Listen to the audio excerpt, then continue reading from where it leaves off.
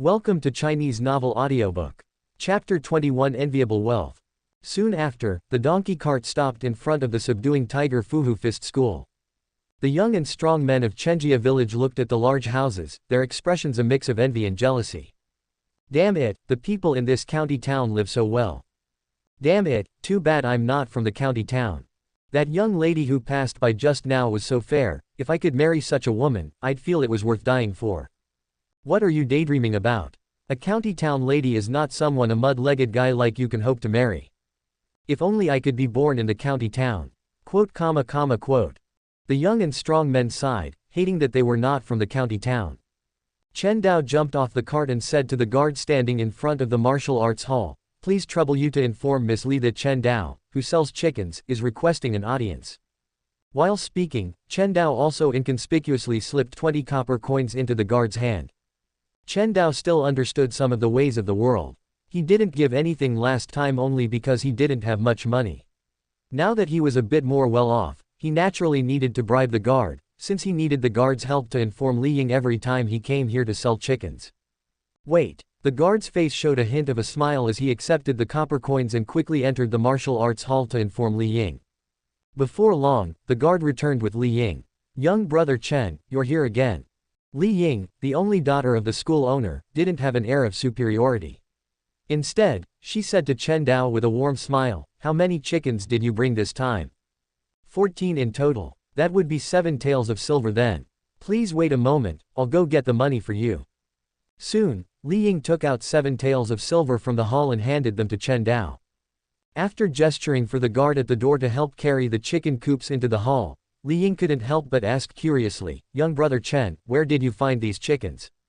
Chen Dao's eyes darted around, and he said evasively, "Our village is at the foot of the Kangmang Mountain. These chickens were all caught in the Kangmang Mountain." Kangmang Mountain. A trace of awe flashed across Li Ying's face. The Kangmang Mountain stretched for thousands of miles and was not a friendly place. Even martial artists did not dare to venture deep into it. Li Ying really couldn't imagine how Chen Dao, this young man, had mustered the courage to enter the mountain. However, after taking a look at Chen Dao and the young and strong men of Chenjia village behind Chen Dao, a look of understanding appeared on Li Ying's face. Chen Dao and the others must have entered the mountain to hunt in groups, and most likely only hunted on the outskirts of the Kangmang Mountain, otherwise. Given the danger level of the depths of the Kangmang Mountain, it would be impossible for these people to return. Thinking of this, Li Ying couldn't help but remind him, "Young brother Chen, you should try to enter the Kangmang Mountain less often in the future. Money is good, but life is more important." "I understand, thank you for the reminder, Miss Li." Chen Dao said casually, "Miss Li, we'll be leaving first. If we have any white-feathered chickens in the future, I'll come find you again."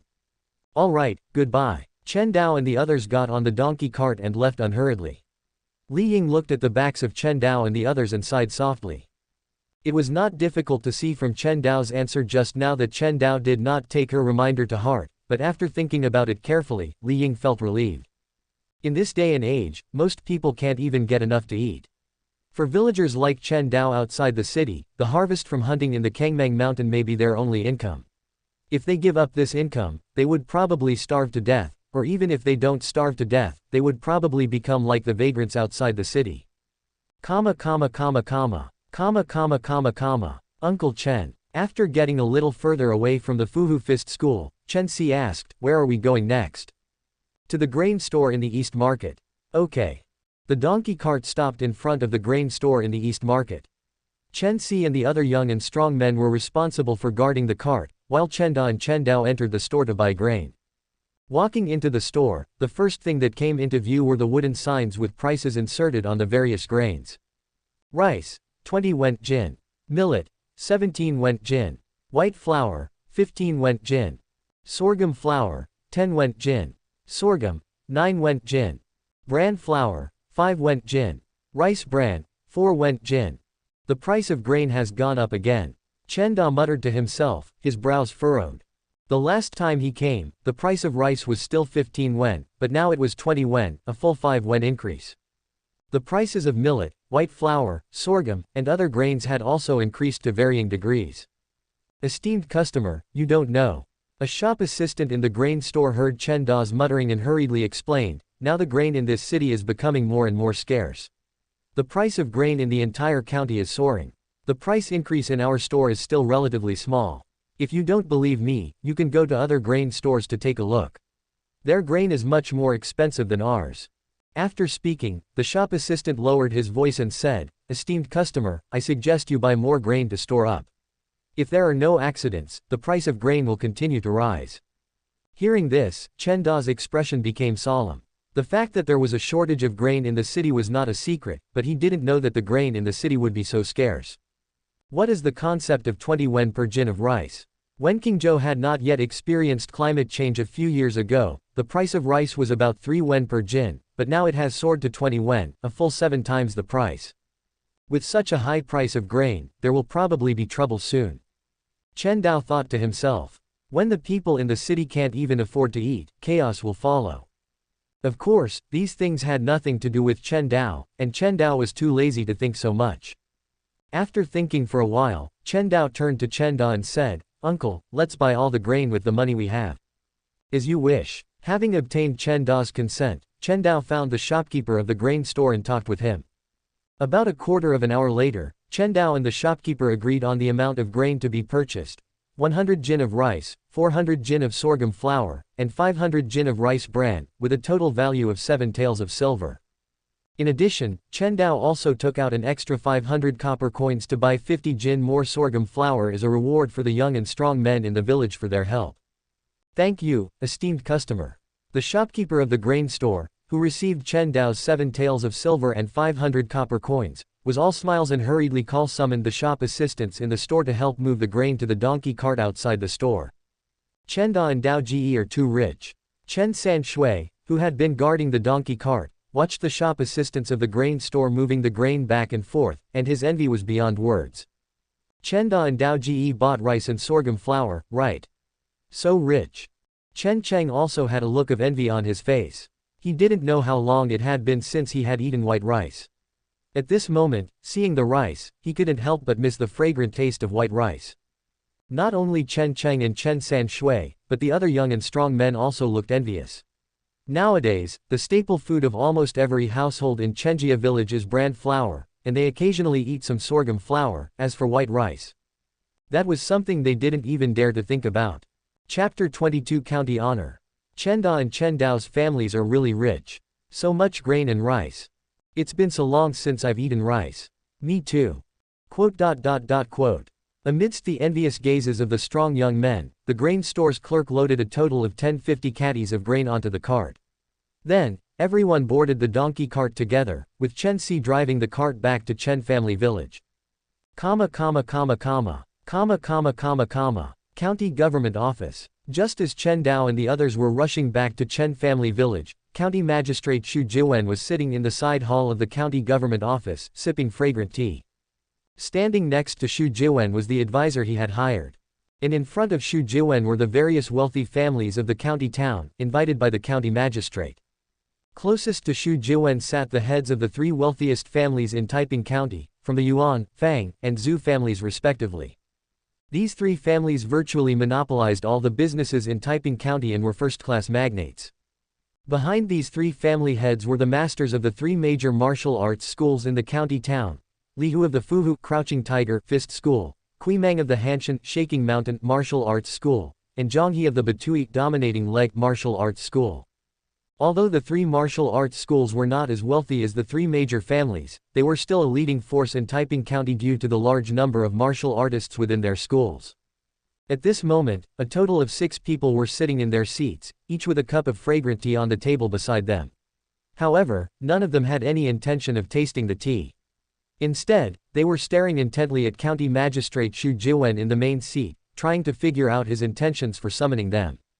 Unfortunately, Xu Jiwen didn't offer any clues. He simply held the tea, elegantly using the lid to skim the foam from the surface of the tea. County Magistrate Kui Meng, the master of the Hanshan Fist School, who had been staring at Xu Jiwen for a long time, finally couldn't hold back and couldn't help but ask, "I wonder why you have summoned us here today." Xu Jiwen seemed to have completely ignored Kui Meng's words. Instead, the advisor beside him spoke up. "Everyone may not know this. The advisor cupped his fist towards the crowd and said, "The county magistrate has just received an order from the imperial court, requiring our county to increase taxes. As you all know, the county magistrate has always been concerned about the well-being of the people and really can't bear to increase the tax burden on the hardworking masses, so he has no choice but to ask for your help." As soon as these words came out, the hearts of the 6 people present sank. The advisor's words sounded nice, saying that he couldn't bear to increase taxes on the people. In other words, wasn't he going to increase taxes on his wealthy households? Naturally, no one was happy about this kind of behavior that scraped meat from their own bodies. They hurriedly started their brains and thought about excuses to decline. Kui Meng's eyes darted around. Although he looked rough and seemingly stupid, he was actually extremely shrewd. He quickly said, "Although the Hanshan Fist School is experiencing some difficulties, now that the county magistrate has spoken, how can I stand idly by?" After a show of false pretense, Kui Meng said, "The Hanshan Fist School is willing to contribute 100 shi of grain to help the county magistrate." 100 shi of grain. Xu Jiwen paused in his skimming motion. His expression remained unchanged, but he was somewhat annoyed in his heart. 100 shi of grain, equivalent to 10,000 caddies, seemed like a lot, but it was actually useless. This amount of grain was not enough to meet the imperial court's tax increase requirements, and it wasn't even enough to provide porridge to the refugees outside the county town. The Yuan family is also quite struggling now, but is also willing to contribute 100 shi of grain to help the county magistrate. The Fang family is also willing to contribute 100 shi of grain.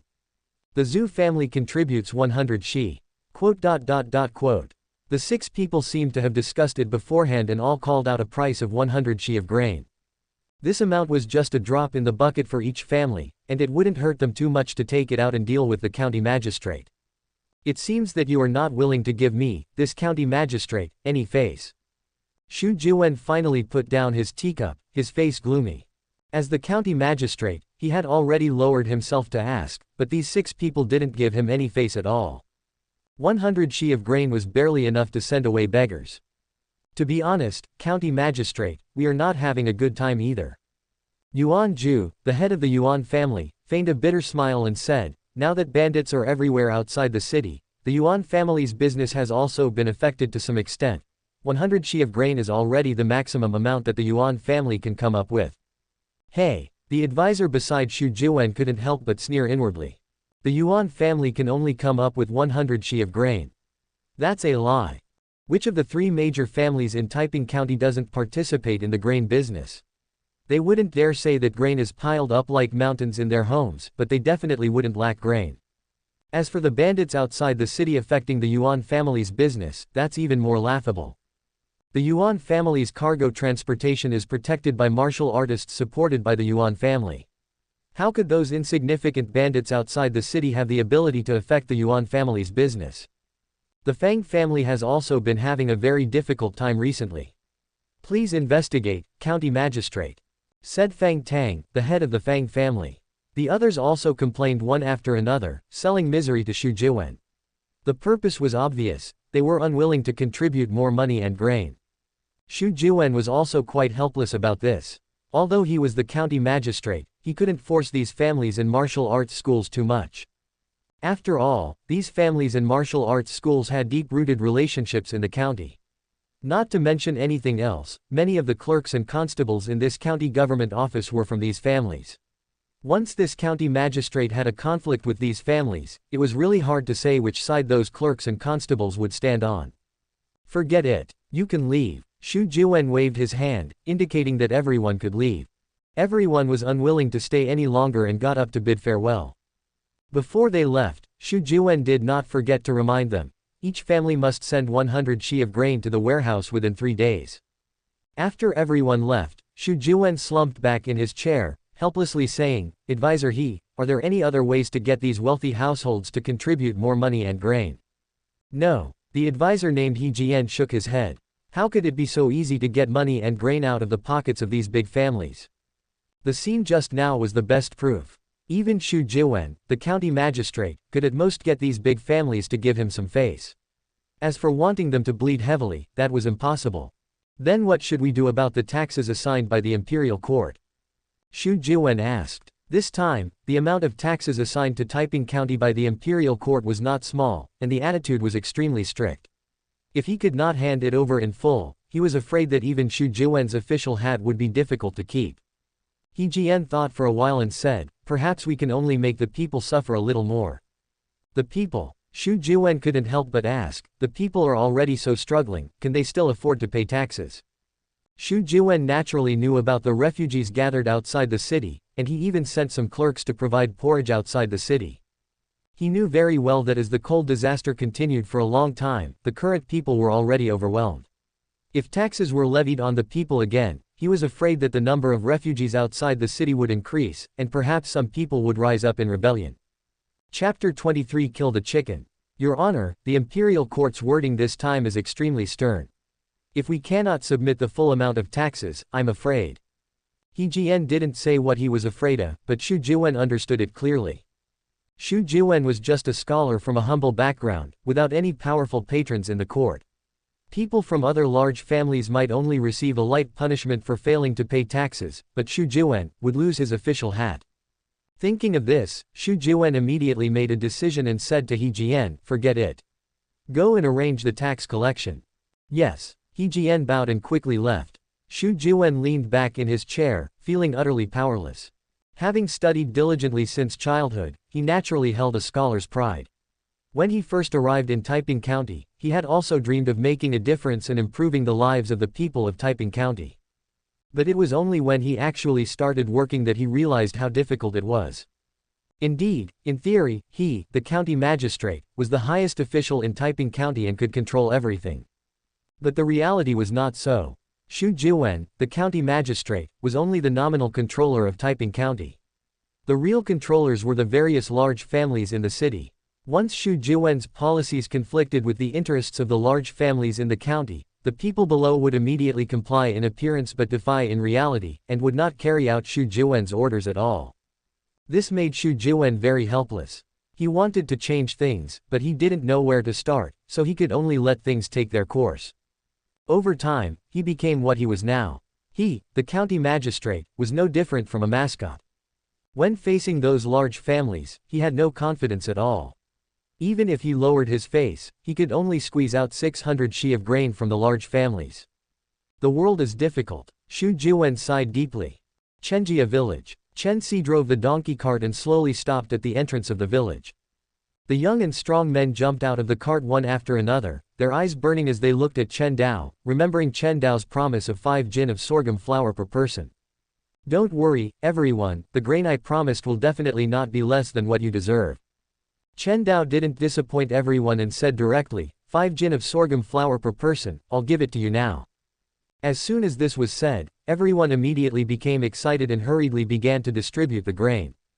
Before long, everyone happily returned home with 5 jin of sorghum flour each. Chen Dao and Chen Da drove the donkey cart towards their own home. The donkey cart stopped in front of his house. After unloading his share of the grain, Chen Dao said, Uncle, we're going to kill a chicken for dinner later. Why don't you ask Auntie and Titan to come over and have some? No need. Chen Da was too embarrassed to freeload at Chen Dao's house and hurriedly said, I still have things to do when I get back, so I won't eat at your house. Then take care, Uncle. Okay. Chen Da drove the donkey cart away. Chen Dao immediately knocked on the door and shouted, Mom, it's me. Coming. The door opened, and Li Ping walked out with Chen Fei. Looking at the large amount of grain placed on the ground, she couldn't help but be stunned.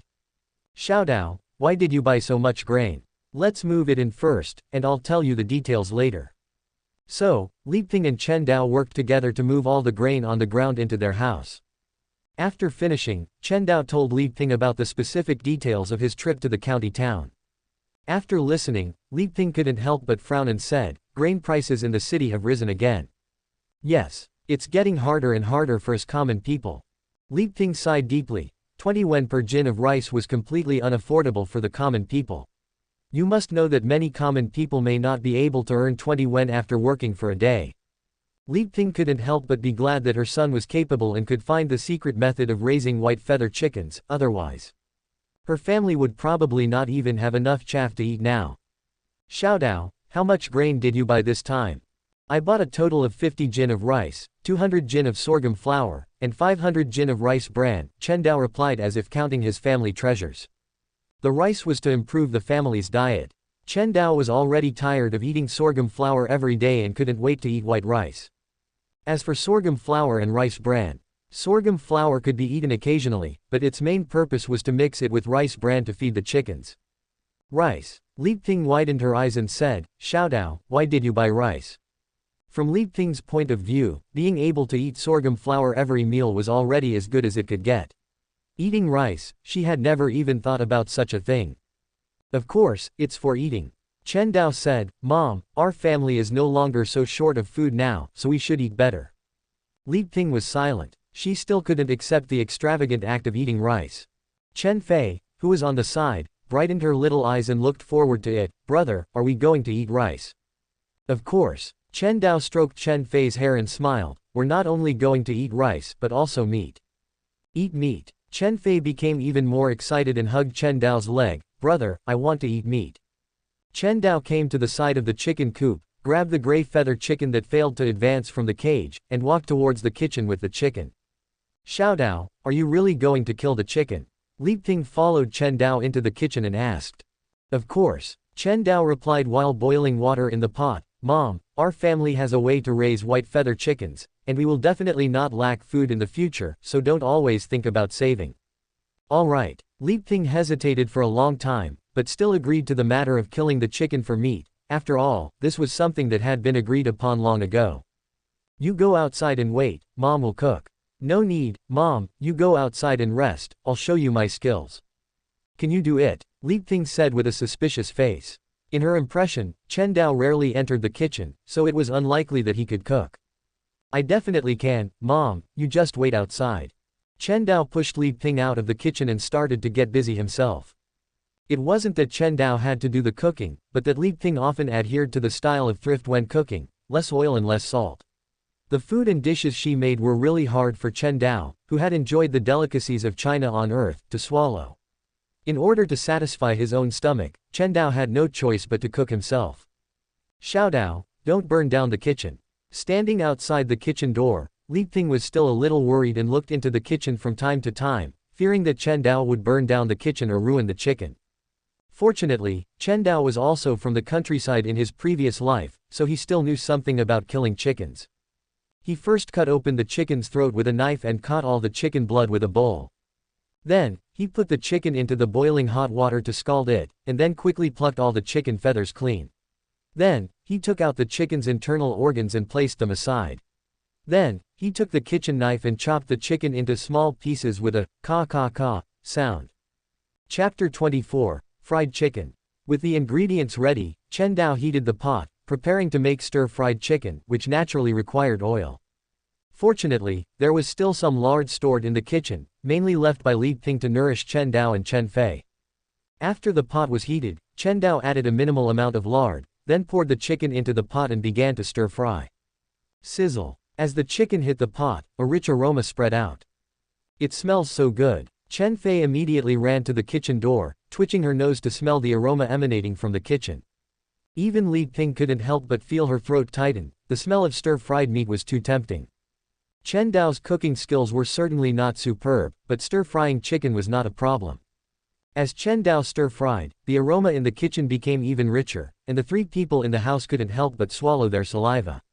The aroma was too overpowering for the three who hadn't eaten meat for years, as if it had hooked out the gluttonous worms in their stomachs. The intense aroma in the house only faded a little when the chicken was cooked. Chen Dao placed the stir-fried, golden brown chicken on a plate, put it on the dining table in the kitchen, and then said to Li Ping and Chen Fei, who had been at the kitchen door, "Time to eat." "Hooray, time to eat." Chen Fei's little feet moved quickly as she went directly to the table and sat down. Li Ping also came to the table and sat down. Chen Dao then scooped 3 bowls of steamed rice, placing a bowl in front of each person, and then said to the two of them, "Try the chicken I made." Eating meat. Chen Fei was undoubtedly the happiest, picking up a piece of chicken and stuffing it into her mouth, not caring about the heat, chewing and showing a look of intoxication. Chen Dao's stir-fried chicken was far from delicious due to the lack of seasonings, but the oily chicken, for Chen Fei who had been eating mush, was already the most delicious food in the world. She didn't even want to eat rice, and kept picking up chicken and stuffing it into her mouth. Too good. Chen Fei shook her head and issued a vague praise. Chen Dao smiled, also picked up a piece of chicken and put it in his mouth to chew slowly. To be honest, this kind of chicken fried with only a little oil and salt was far from the kind of chicken with a lot of spices in his previous life, but because his stomach lacked oil, Chen Dao still felt it was very delicious. While chewing, he said to Li Ping, "Mom, you eat too. The two of us can't finish a chicken." "Mom knows." Li Ping picked up a piece of chicken and put it in her mouth, a satisfied look flashing across her face, but she didn't eat much, just chewing slowly, savoring the deliciousness of the chicken. While Chen Dao's family of 3 was eating. In Chen Cheng's home, a large family was also eating. Like Chen Dao, Chen Cheng also lost his father early, and his father died earlier than Chen Ping. Shortly after giving birth to Chen Cheng's youngest brother, Chen Cheng's father passed away, leaving only his mother, Lu Yan, to raise 6 children alone. Yes, there were as many as 6 children in Chen Cheng's family, of which Chen Cheng was the oldest, and the youngest, Chen Ya, was only 9 years old. Over the years, it was obviously not easy for Lu Yan to raise 6 children alone. Lu Yan, who was only in her early 40s, was full of wrinkles, like an old woman in her 60s. Fortunately, now Chen Cheng, Chen Shi, and Chen Mu, the 3 oldest boys, had grown up and could help the family share some of the burden, otherwise it would be difficult to support 6 children by Lu Yan alone. But even so, Chen Cheng's family situation was still very difficult. Now that the weather was cold, the fields at home did not produce anything, and Chen Cheng's family had long run out of surplus grain, so they could only rely on some past savings to buy some rice bran to eat. But today, what was on the dining table in Chen Cheng's house was not the usual rice bran, but some mushy food. "Mom, why has the food in our family become better today?" Chen Shi, who was sitting at the dining table, couldn't help but wonder. He naturally recognized the food in the bowl, which was sorghum flour. This kind of food that Chen Dao disliked was already the top food for Chen Cheng's family. In the past, they ate the cheapest rice bran. It's actually sorghum flour. Chen Mu was also very surprised. He, who had grown up, also knew some of the family's situation, and knew that sorghum flour should never appear on his family's table. It was given by Dao Ji. Chen Cheng explained with a smile, "Didn't I help escort Dao Ji and Chen Da to the city today? This sorghum flour is the reward they gave me. Going to the city once gives 5 pounds of sorghum flour." The surprise on Chen Mu's face was even stronger. Is Dao Ji's family too rich? Yes. Chen Cheng scratched his head honestly and said, "We originally agreed with Chen Da that each person would get 2 pounds of sorghum flour, but Dao Ji waved his hand and said that he would give us 5 pounds each. Can Chen Da agree to this?" Chen Shi asked with a look of surprise. Chen Da was not a generous person. His generosity was often only for Chen Dao's family, plus Chen Si and Chen Zhang. When treating other people in the village, Chen Da was still relatively stingy. This was also the norm in Chenjia village now. Everyone was not doing well now, so naturally no one would be willing to take out a lot of food to give to others, even if everyone was related by blood and shared the same surname. "I don't know what's going on." Chen Cheng also said with some doubts. Chen Da seems to listen to Dao Ji. Is that so? Chen Mu was a little confused. Chen Shi couldn't help but sigh. Dao Ji is really a particular person. He gives so much sorghum flour for a trip to the county. "Brother, you went to the county this time for the right reason." As he said that, Chen Shi couldn't help but pick up the rice bowl and take a sip of the mushy soup. Lu Yan, who had not been speaking, said to Chen Cheng, "Cheng Ji, Dao Ji is so kind to you, you should listen to Dao Ji more in the village in the future." Lu Yan was just a rural woman who didn't understand so many great principles, but she still knew who was good to their family. Chen Dao could give their family 5 pounds of sorghum flour, which was the greatest benefactor to their family. In addition, after hearing Chen Cheng's description of the trip to the county, Lu Yan felt that Chen Dao was a capable person. It would definitely be right to let her son get along with Chen Dao more, and even follow Chen Dao. After all, although her eldest son was tall and strong, he was not very smart. "I know, Mom." Chen Cheng nodded solemnly and said, "I will listen to Dao Ji in the village in the future. If he tells me to go east, I will never go west." "You too." Lu Yan looked at Chen Shi and Chen Mu. "Help Dao Ji more in the village in the future." "Got it, Mom." The adult sons responded, and the other 3 underage children were eating the mushy food eagerly, not caring what they were saying at all. Asterisk asterisk asterisk asterisk asterisk asterisk. Chapter 25 Building a House. Similar conversations were happening in more than just one home in Chenjia village. Soon, Chen Dao's reputation for generosity spread throughout the entire village, greatly increasing the villagers' goodwill towards him. In the current situation where every household was saving food, Chen Dao's generosity naturally made him well liked. Of course, Chen Dao was unaware of these things. At this moment, Chen Dao was sitting at the dining table, his face full of satisfaction. This was probably the most enjoyable meal Chen Dao had eaten since his transmigration. White rice with chicken, a meal that would have been considered ordinary in his previous life, gave Chen Dao a completely different sense of satisfaction. He gently stroked his stomach, his expression as if he was still savoring the deliciousness of the chicken. Chen Fei, sitting next to Chen Dao, had greasy lips and a face full of happiness. "Brother, the chicken is so delicious. Can we eat chicken every day in the future?" Li Ping, who was clearing the table, couldn't help but glare at Chen Fei. "Eat, eat, eat. All you know is eating." Chen Dao gently stroked Chen Fei's somewhat yellowish hair and said with a smile, "Brother promises Xiaofei that we will definitely be able to eat meat every day in the future." "Really, brother?" Chen Fei asked with a face full of surprise. "Of course, it's true." Chen Dao gave a definite answer with a smile. With his golden finger, his family's situation would improve sooner or later. The life of eating meat every day was definitely not just a luxury. "That's great." Chen Fei clapped her hands happily.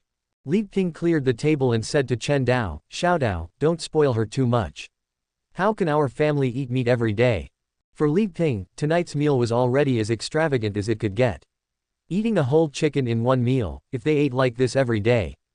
Even a landlord couldn't afford it. "Mother, believe me, our family will have a good life of eating meat every day sooner or later." Chen Dao patted Chen Fei's head, signaling her to go to the next room to sleep.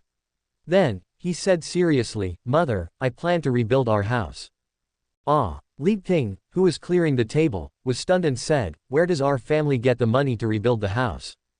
"No money is needed." Chen Dao shook his head and said, "Now that every household in the village is not getting enough to eat, as long as we are willing to provide meals, someone will definitely be willing to help us build the house."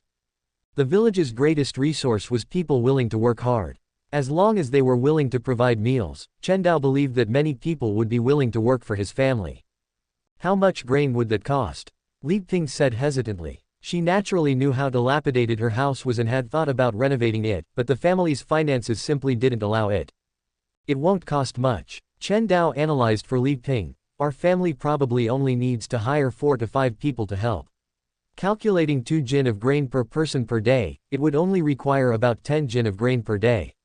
Our family can still afford this grain consumption." Chen Dao brought back a total of 50 jin of rice and 200 jin of sorghum flour this time. If you include the rice bran, there are a total of 750 jin. When hiring laborers from the village to work, it was of course impossible to use white rice as their food. They only needed to cook sorghum flour and rice bran mixed together for them to eat. This was not because Chen Dao was treating the villagers harshly, but because such food was already not bad for many people in the village. As for the building materials, Chenjia village was at the foot of the Kangmang Mountains, and there was simply too much wood available for felling. There was no need to worry about not having building materials. 10 jin a day. Li Ping frowned and thought. It would take about a month to renovate the house, which meant at least 300 jin of grain. Li Ping still couldn't accept this number. However, she did not refute Chen Dao's suggestion, but simply said, "Xiao Dao, you decide."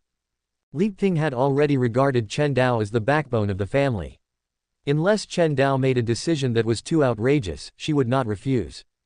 "Then I will go find someone tomorrow. Comma comma comma comma. Comma comma comma comma." The next day, little Black's crowing sounded, and Chen Dao also came out of the warm bed.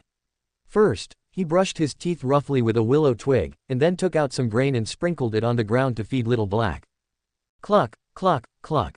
Little Black happily pecked at the sorghum, unhulled sorghum, and rice bran on the ground. Chen Dao then touched little Black's soft feathers, and then came to the chicken coop to observe the condition of the 6 white-feathered chickens. It actually laid eggs. Chen Dao looked at the 2 eggs at the bottom of the chicken coop with some surprise and joy in his heart. These 6 white-feathered chickens had 4 hens and 2 roosters.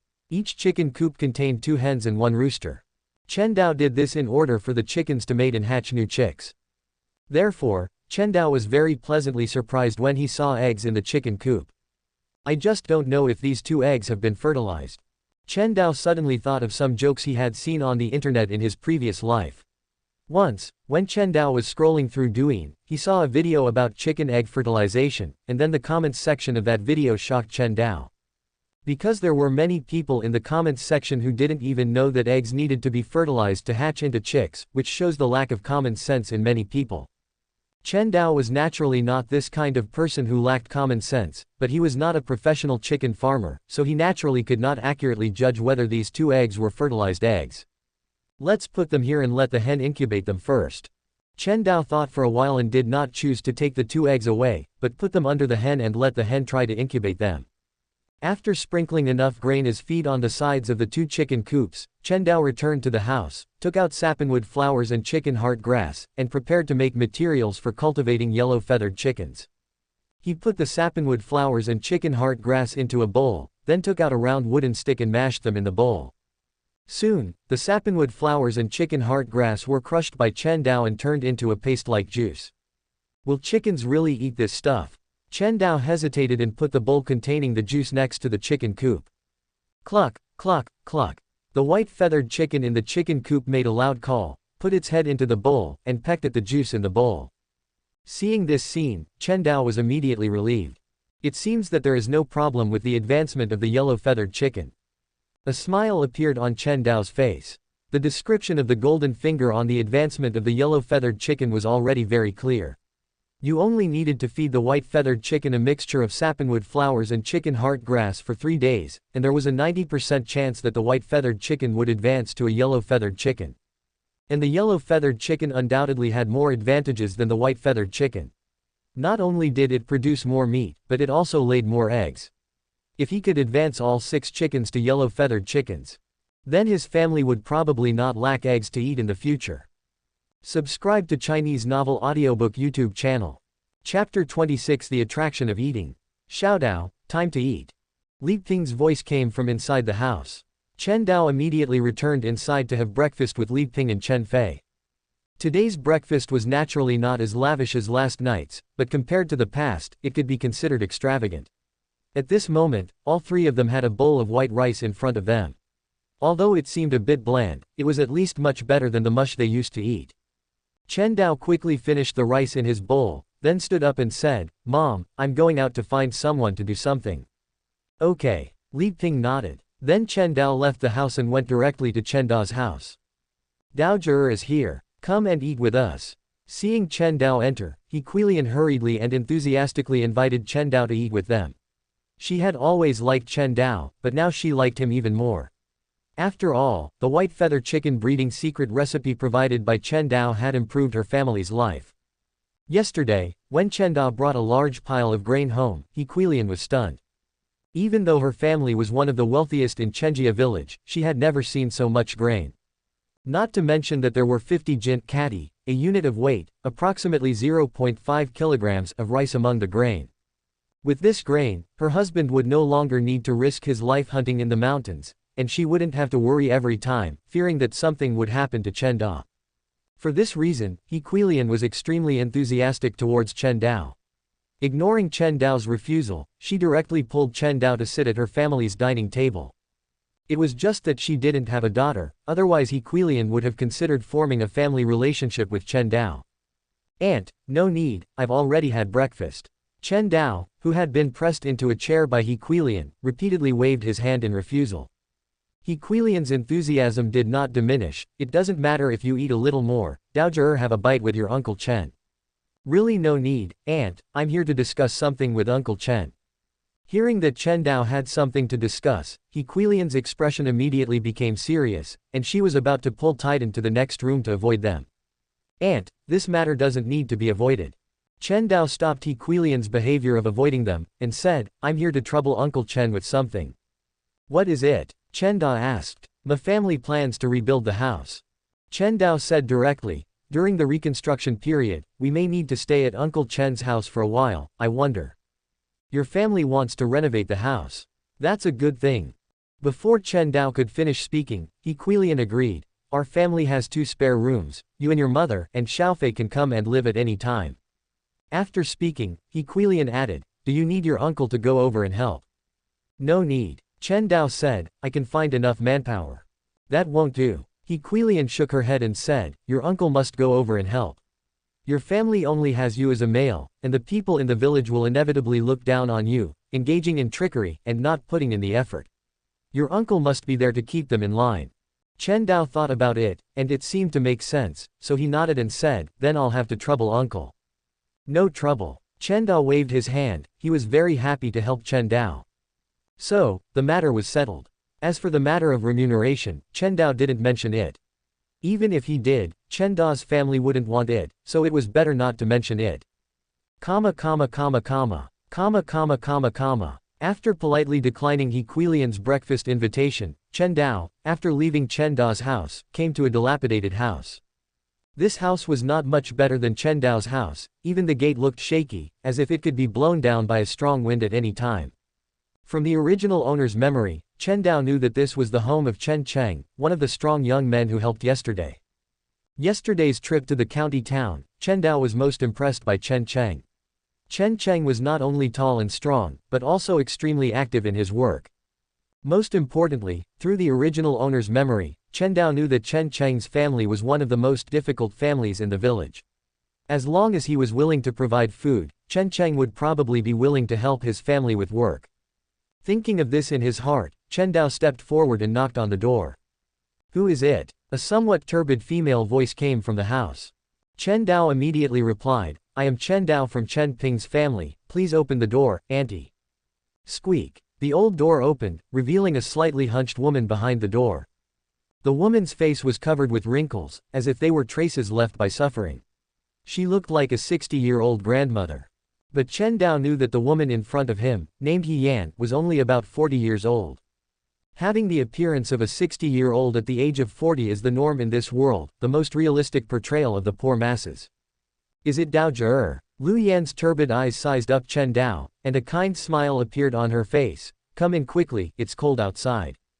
Okay, Aunt Lu. Crossing the door, Chen Dao looked around, but saw nothing else in the front yard except a well. Lu Yan should have been drawing water just now, and there was a wooden bucket filled with water next to the well. Mom, who's here? Just then, a strong figure came out of the house. It was Chen Cheng. Dao Zhe. Chen Cheng's eyes lit up when he saw Chen Dao. Why are you here? I have something to ask for your help. Let's talk inside. It was too cold outside. Chen Cheng hurriedly led Chen Dao into the house. As for Lu Yan, she went to the kitchen, separated by a wall, planning to burn a cup of boiling water for Chen Dao. This is the benefit of living at the foot of the Kangmeng Mountains. The villagers of Chenjia village, who do not lack firewood, can still burn a cup of boiling water to entertain guests. If it were in another village, I am afraid that even the firewood for boiling water would have to be saved as much as possible. Dao Zhe, what do you need my help with? Chen Cheng immediately said after entering the house, do you need us to protect you into the city? No. Chen Dao shook his head and said, I plan to ask you to help build a house. Build a house? No problem. Chen Cheng said without thinking, Dao Zhe, you have something, I will definitely help. Building a house is nothing more than doing some physical work, and Chen Cheng has no shortage of strength. He naturally wanted to help Chen Dao, thinking of Chen Dao's goodness. Cheng Zhe, let me finish speaking first. Chen Dao said, this time, helping to build the house may not be able to give you remuneration like yesterday. I can only provide meals every day, what do you think? Also provide meals. Chen Cheng, who had originally planned to work for Chen Dao for free, his eyes lit up. At the same time, Chen Qi and Chen Mu from the next room also rushed over, looking at Chen Dao with fiery eyes and said, Dao Zhe, is it true that you provide meals for helping your family build a house? Quote. Facing the three people's fiery gazes, Chen Dao couldn't help but be stunned. He still underestimated the attractiveness of eating to the villagers of Chenjia village. Just a word about providing meals made the three adult men in Chen Cheng's family behave like this. This attractiveness of eating is comparable to the high salary treatment of the previous life. Even more so. Chapter 27 The Heat in My Heart. Brother Dao, is it really all you can eat? Brother Dao, hurry up and say something. Is it true that working for your family includes all you eat? Quote. Chen Shi and Chen Mu asked anxiously. It's no wonder they were so anxious, because eating was too important to them. If helping Chen Dao with work could guarantee meals, then they could eat at Chen Dao's house, which would reduce the family's grain consumption. For Chen Cheng's family, whose grain reserves were running out, this was undoubtedly an extremely important matter. Meeting the three people's anxious gazes, Chen Dao nodded, all you can eat. The eyes of Chen Cheng and the other two flashed with a burning light when they received a definite answer. After looking at each other, Chen Shi took the lead and said, Brother Dao, can my third brother and I also go to your house to help? Chen Mu also scratched his head a little embarrassedly and said, Brother Dao, don't worry. Although we are not as strong as our eldest brother, we will never be sloppy when it comes to work. We will definitely help your family build the house well. Chen Dao looked at Chen Mu and Chen Shi. These two had the standard physique of the poor masses, a little thin, far less sturdy than Chen Cheng, but it shouldn't be a problem to do some physical work. So, Chen Dao nodded and said, okay. That's great. Chen Cheng and the other two were so excited that they almost jumped up, just short of dancing. Lu Yan, who was boiling water in the kitchen next door, also showed a smile on her face. The fact that her three sons could find work and eat at Chen Dao's house was undoubtedly a great joy for this poor family. In this way, the family's grain reserves could be saved for the children to eat. Brother Dao, when shall we start working? Chen Shi asked impatiently. Don't worry. Chen Dao replied, I still need to find some people to help. We won't be able to start work until tomorrow. You can come directly tomorrow morning. Okay. Chen Cheng made a serious guarantee. Brother Dao, don't worry, we will definitely be at your house on time tomorrow to help. Then I'll leave first. Without waiting for Lu Yan to offer hot water, Chen Dao left Chen Cheng's house and went to find Chen Si and Chen Zhang to help. Chen Si and Chen Yang's families were not as difficult as Chen Cheng's family, but after hearing that Chen Dao was willing to provide meals, they still agreed. At this point, the 5 people to build the house were all recruited, and Chen Dao returned home to discuss with Li Ping the matter of temporarily moving to Chen Dao's house. Moving to Chen Dao's house. That's fine. Li Ping nodded after listening to Chen Dao's explanation. This world is the same as ancient China, and there is also a distinction between men and women, but it is only limited to wealthy families. Poor families will not consider so much.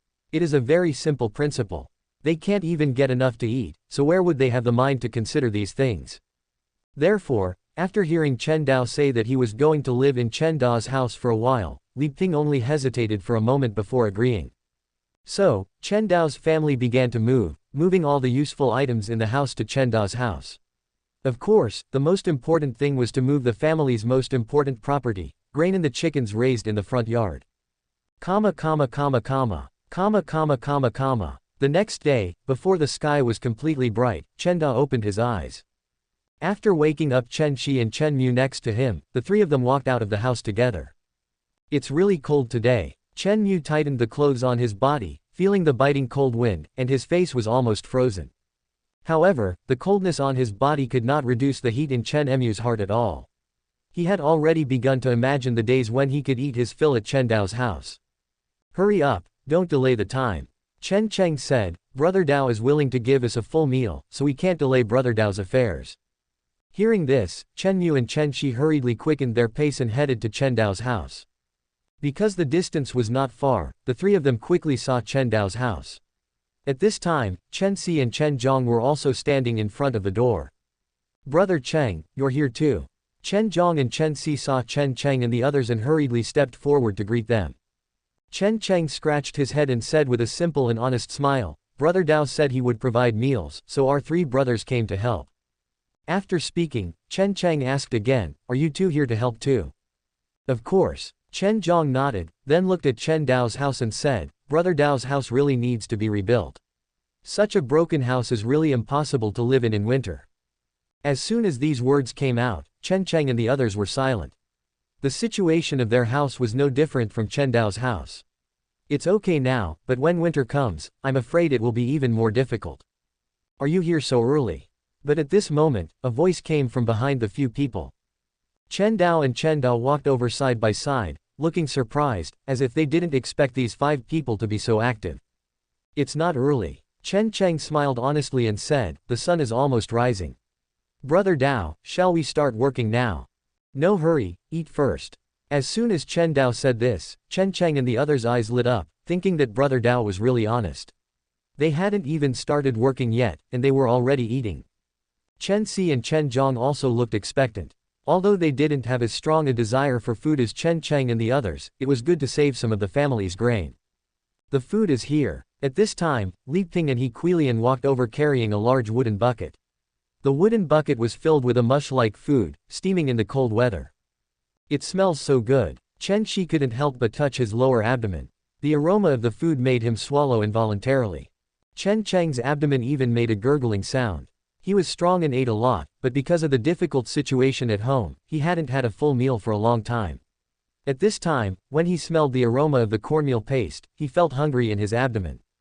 Come over and eat. Li Ping smiled when she heard the movement, took out bowls and served rice for everyone. The food made from sorghum flour mixed with rice bran was naturally not delicious, and it was even a bit rough on the throat, but for Chen Cheng and the others, it was already a very rare food. Chen Cheng took a bowl and drank the paste in the bowl in one gulp without feeling hot, and then said a little embarrassedly, "Auntie, can you give me another bowl?" "Eat as much as you want," Chen Dao said from the side, "but one thing to remember, you can only eat here, you can't take it home." It was difficult to guarantee that they would not secretly take the food home because of the difficult situation in Chen Cheng's family, so Chen Dao still needed to give a warning in advance. "Thank you, Brother Dao," Chen Cheng hurriedly guaranteed. "Brother Dao, don't worry, we will definitely not take it home." Chen Shi and Chen Mu also made promises, saying that they would never do such an immoral thing. As for Chen Si and Chen Zhong, there was no need to worry about these two. Their family situation was relatively good, and they would not do such a thing as secretly taking food home. Moreover, Chen Dao was watching next to them, and no one dared to do such a thing. Chapter 28. The villagers are watching. Cheng Zhe, eat more, so you'll have the strength to work later. Li Ping smiled and added another bowl to Chen Cheng, who took the bowl and gulped it down in one go. Another bowl, another bowl, another bowl. Chen Cheng's appetite was considerable. He ate almost half of a large bucket of gruel before reluctantly putting down his bowl. Actually, he could have eaten more, but the gruel in the wooden bucket was almost gone. He couldn't possibly ask Li Ping and He Quilian to cook more, could he? Although he didn't eat his fill, Chen Cheng was already very satisfied. He couldn't eat like this at home. "Cheng Zhe, your big belly," Chen Da said jokingly, "I don't know how your mother managed to raise you."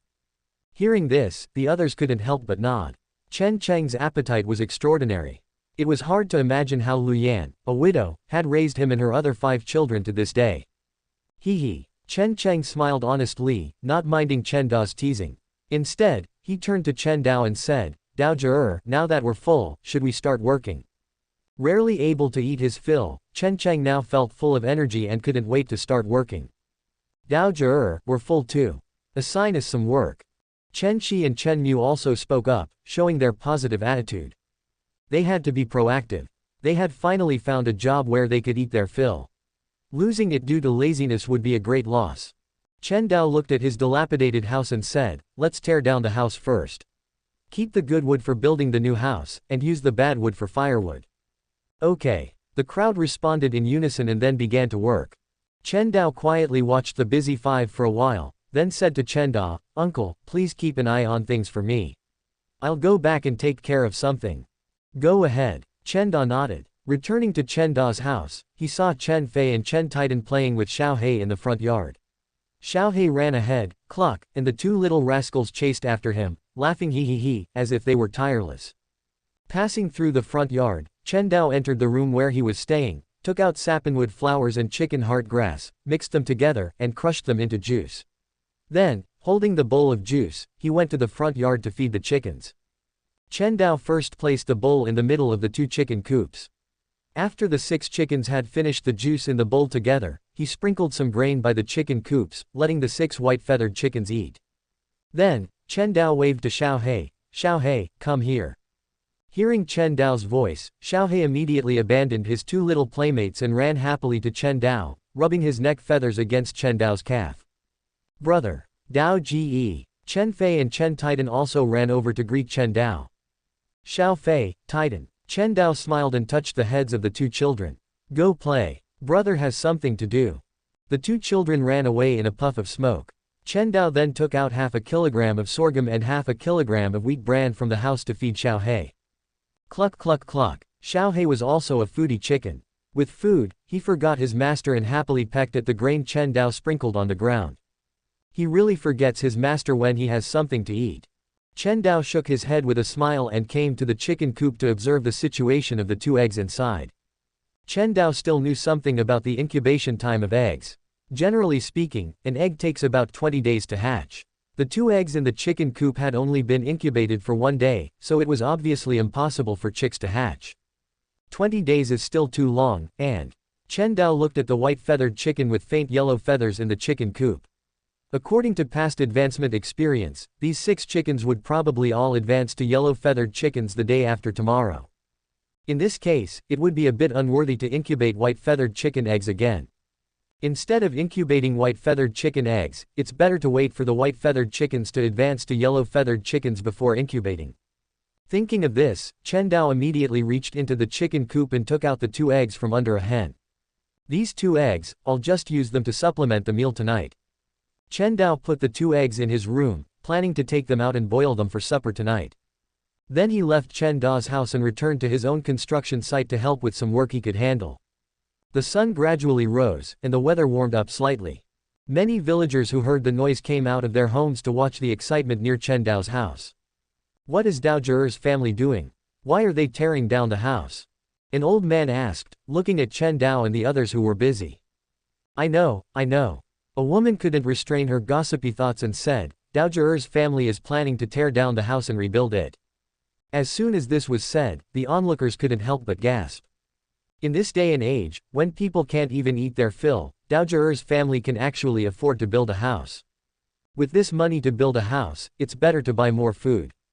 What if Dao Zhi'er's family has so much food that they can't finish it?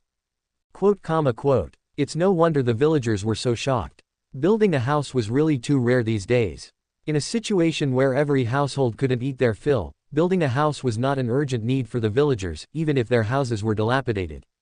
You know nothing. The woman who spoke earlier rolled her eyes and said, Dao Zhi'er's family doesn't lack food at all.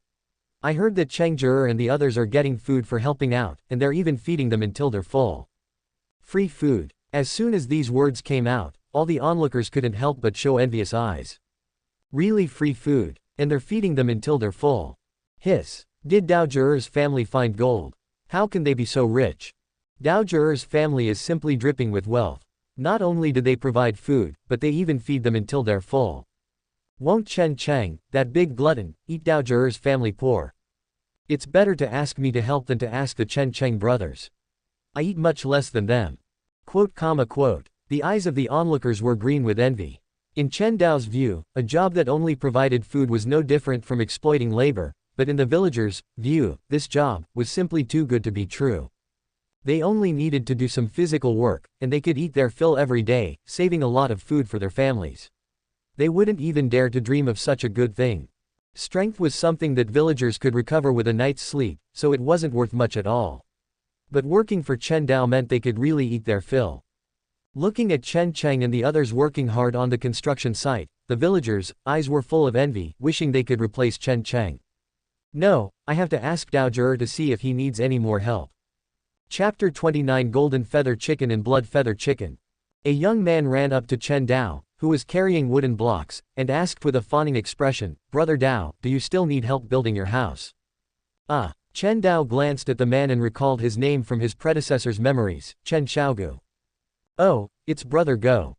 Chen Dao smiled and said, we don't need any more help for now, but if we do in the future, I'll definitely ask you first, Brother Go. Hearing Chen Dao say this, Chen Xiaogu was too embarrassed to pester him any further and left with his head hanging low. As for the villagers who were watching, they didn't leave. Instead, they watched Chen Cheng and the others working with great interest, their faces full of envy. As the sun set, Chen Cheng and the others, having finished their day's work, piled the disassembled wood together and leaned against the pile, waiting for food. I'm so tired. Chen Shi wiped the sweat from his forehead. After a day of hard work, even a strong young man like him felt quite exhausted. Fortunately, he had eaten a full meal in the morning, so he could still hold on. I think it's okay. Chen Cheng grinned and said, I ate a full meal in the morning, so I'm not particularly tired now. Chen Shi, Chen Mu, Chen Si, Chen Zhong. The others glanced at Chen Cheng's ox-like physique and acknowledged what he said. With Chen Cheng's build, this bit of physical labor was a piece of cake for him, of course, provided he could eat his fill. Food's here. Speaking of food, it arrived immediately. Li Ping and He Quilian walked over carrying a large wooden bucket. As they approached, the aroma of the food spread, and Chen Cheng swallowed, his eyes lighting up. Come and eat. Li Ping knew that everyone must be very hungry after working all day, so she didn't waste any time. She immediately took out bowls and began serving the food. Chen Cheng quickly took the bowl and swallowed the thin porridge mixed with rice bran in one gulp, then exhaled and said, "That's satisfying." Chen Cheng's two younger brothers also devoured the porridge in one gulp like starving ghosts being reincarnated, then handed their bowls to Li Ping. "Auntie, please give us another bowl." "Okay." Li Ping smiled and gave each of the three brothers another bowl. Although the three Chen brothers were born of the same mother, their appetites were different. Even if Chen Shi and Chen Mu were hungry, they would be almost full after eating 3 bowls. Chen Cheng was a true glutton, eating 8 bowls in a row before stopping. When he returned the bowl to Li Ping, he smiled honestly and said, "Thank you, Auntie." "You're welcome." Seeing that the three had finished eating, Li Ping waved her hand and left with He Quilian, carrying the wooden bucket. After the two left, the sky darkened. Chen Dao immediately said to Chen Cheng and the others, "That's it for today, everyone go home." Going home. Having eaten his fill, Chen Cheng happily led his 2 younger brothers home. Seemingly afraid that there would be no work for them tomorrow, he turned back to Chen Dao as he walked and said, "Brother Dao, we'll come again tomorrow." Chen Dao nodded. After watching their figures disappear, he said to Chen Dao, "Uncle, let's go back and eat too." "Okay." Back at Chen Dao's house, Li Ping and He Quilian had already prepared dinner. Chen Titan and Chen Fei were sitting at the table waiting for the meal to begin. "You're back." Seeing the two return, He Quilian hurriedly called them to the table. After everyone took their seats, Chen Dao glanced at the food on the table. Each person had a bowl of white rice in front of them, as well as a pot of egg drop soup, made with the 2 eggs Chen Dao had collected this morning. Chen Fei and Chen Titan kept looking at the egg drop soup, swallowing their saliva. "Eat, everyone." Chen Dao smiled and picked up his bowl of white rice and started eating. He Quilian took out a few small bowls and divided the egg drop soup, letting everyone eat it with their rice. After finishing the meal, the 2 women cleaned up the dishes in the kitchen, while Chen Dao returned to his room first, lay on the bed, and stared blankly. 2 days passed in the blink of an eye. Chen Dao woke up this day to good news: the white feather chickens had successfully advanced. Standing by the chicken coop in the front yard, Chen Dao looked at the 6 chickens in the cage, his face full of joy. The 6 chickens, originally covered in white feathers, had undergone a complete transformation. Their feathers had all turned yellow-orange, and their bodies had also grown larger. Chen Dao estimated that these 6 successfully advanced yellow feather chickens weighed at least 7 to 8 jin. In addition, the advancement information of the yellow feather chickens also appeared in Chen Dao's eyes. Yellow feather chicken, characteristics, short growth period, high meat yield, short egg laying cycle. Yellow feather chicken advancement route 1. Combining a yellow feather chicken female with an iron claw chicken male has a 50% chance of hatching a golden feather chicken. Golden feather chicken characteristics. Long growth cycle, strong combat power, comparable to an 8th rank martial artist. Yellow feather chicken advancement route 2. Continuously feeding coagulating blood fruit for 3 days can advance to a blood feather chicken. Blood feather chicken characteristics. Small size, chicken meat and chicken blood can strengthen qi and blood. Golden feather chicken and blood feather chicken. A glint flashed in Chen Dao's eyes. Just by looking at the descriptions of these 2 types of chickens, he could feel their power. The golden feather chicken, comparable to an 8th rank martial artist, is even more powerful than Little Black. Although the description of the blood feather chicken was somewhat vague, Chen Dao noticed the characteristic of strengthening qi and blood. It should be known that the main thing that martial artists in this world cultivate is qi and blood. In addition to accumulating bit by bit through cultivation techniques, the fastest shortcut to enhance qi and blood is to nourish qi and blood and strengthen oneself through various precious medicinal herbs. And those medicinal herbs that can help martial artists strengthen their qi and blood are all extremely expensive, beyond the reach of even wealthy families. So that means, a sharp light flashed in Chen Dao's eyes. The effect of the blood feather chicken is similar to those precious medicinal herbs that strengthen qi and blood. It can even be compared to the flesh and blood of demon beasts. Chen Dao's heart began to burn. Chicken meat that can strengthen qi and blood, wouldn't that mean? Is it similar to demon beasts? Demon beasts in this world are extremely precious existences, even more precious than medicinal herbs that strengthen qi and blood. The reason is that demon beast meat is difficult to hunt, but the flesh and blood of demon beasts can help martial artists strengthen their qi and blood and shorten their cultivation time. The effect is even better than those precious medicinal herbs. Therefore, demon beasts in this world are extremely precious. Whenever they appear, they will definitely attract a large number of martial artists to compete for them. And the next advancement route for the yellow feather chicken has the blood feather chicken, an existence similar to a demon beast. The value of the blood feather chicken is probably no less than that of a demon beast. Chen Dao made his judgment with certainty. Of course, Chen Dao also knew that, due to its size, the value of a single blood feather chicken could not be compared to that of a demon beast. But the advantage of the blood feather chicken is that it is livestock and can be cultivated in batches. Instead of relying on luck to encounter them like demon beasts, and sometimes even having to risk one's life to hunt them. Chapter 30 Super High Egg Laying Rate. Golden feather chicken, blood feather chicken. Chen Dao muttered the names of these two chicken breeds, a strong desire welling up in his heart. The golden feather chicken could rival an 8th rank martial artist. If he could cultivate them, his safety would be completely guaranteed. After all, even in the county town, the strongest martial artists were only 7th rank. Although a golden feather chicken couldn't defeat a 7th rank martial artist, if there were enough of them, they could overwhelm them with sheer numbers. As for the blood feather chicken, there was even less need to say more. The blood feather chicken, which had the same effect as a demon beast, if he could cultivate them and sell them to the martial artists in the county town, Chen Dao would immediately be rolling in money, and his family's situation would undergo earth-shattering changes. Eating meat every meal would probably become a reality immediately. Unfortunately, I've never even heard of these two advancement materials. Chen Dao sighed. The golden feather chicken's advancement required the iron claw chicken. Chen Dao had never even heard of this breed, let alone obtained it. As for the blood feather chicken's advancement requirement, the blood coagulation fruit, the original owner's memories didn't contain anything about such a thing either. It seems I can only inquire about it next time I go to town. Chen Dao sighed. He was about to go out when he saw Li Ping and He Quilian carrying wooden buckets out of the kitchen. Mother, aunt, is breakfast ready? Chen Dao stopped and asked. It's ready. Li Ping nodded, then frowned and said, Dour, our food consumption has been a bit high lately. Originally, Chen Dao had estimated that hiring people to help build the house would only require about 10 jin of grain per day. But once the construction started, Li Ping realized that the grain consumption was far greater than Chen Dao's estimate. Now, the daily grain consumption was more than 20 jin, causing the family's food reserves to deplete twice as fast. It's okay, mother. Chen Dao said, the family's grain is still relatively plentiful, and it won't be used up anytime soon. But, Li Ping was still a little worried, saying, at this rate, I'm afraid our grain won't be enough to last until the house is finished. The grain that Chen Dao brought back last time, including sorghum flour and rice bran in addition to white rice, totaled 450 jin. At a daily consumption of 20 jin, it wouldn't be possible to last a month. Moreover, it wasn't just the 5 workers, Chen Cheng, who needed to consume grain, but also the chickens raised in the house. I'll go to the county town with Uncle Chen in a couple of days, and I'll bring back some grain then.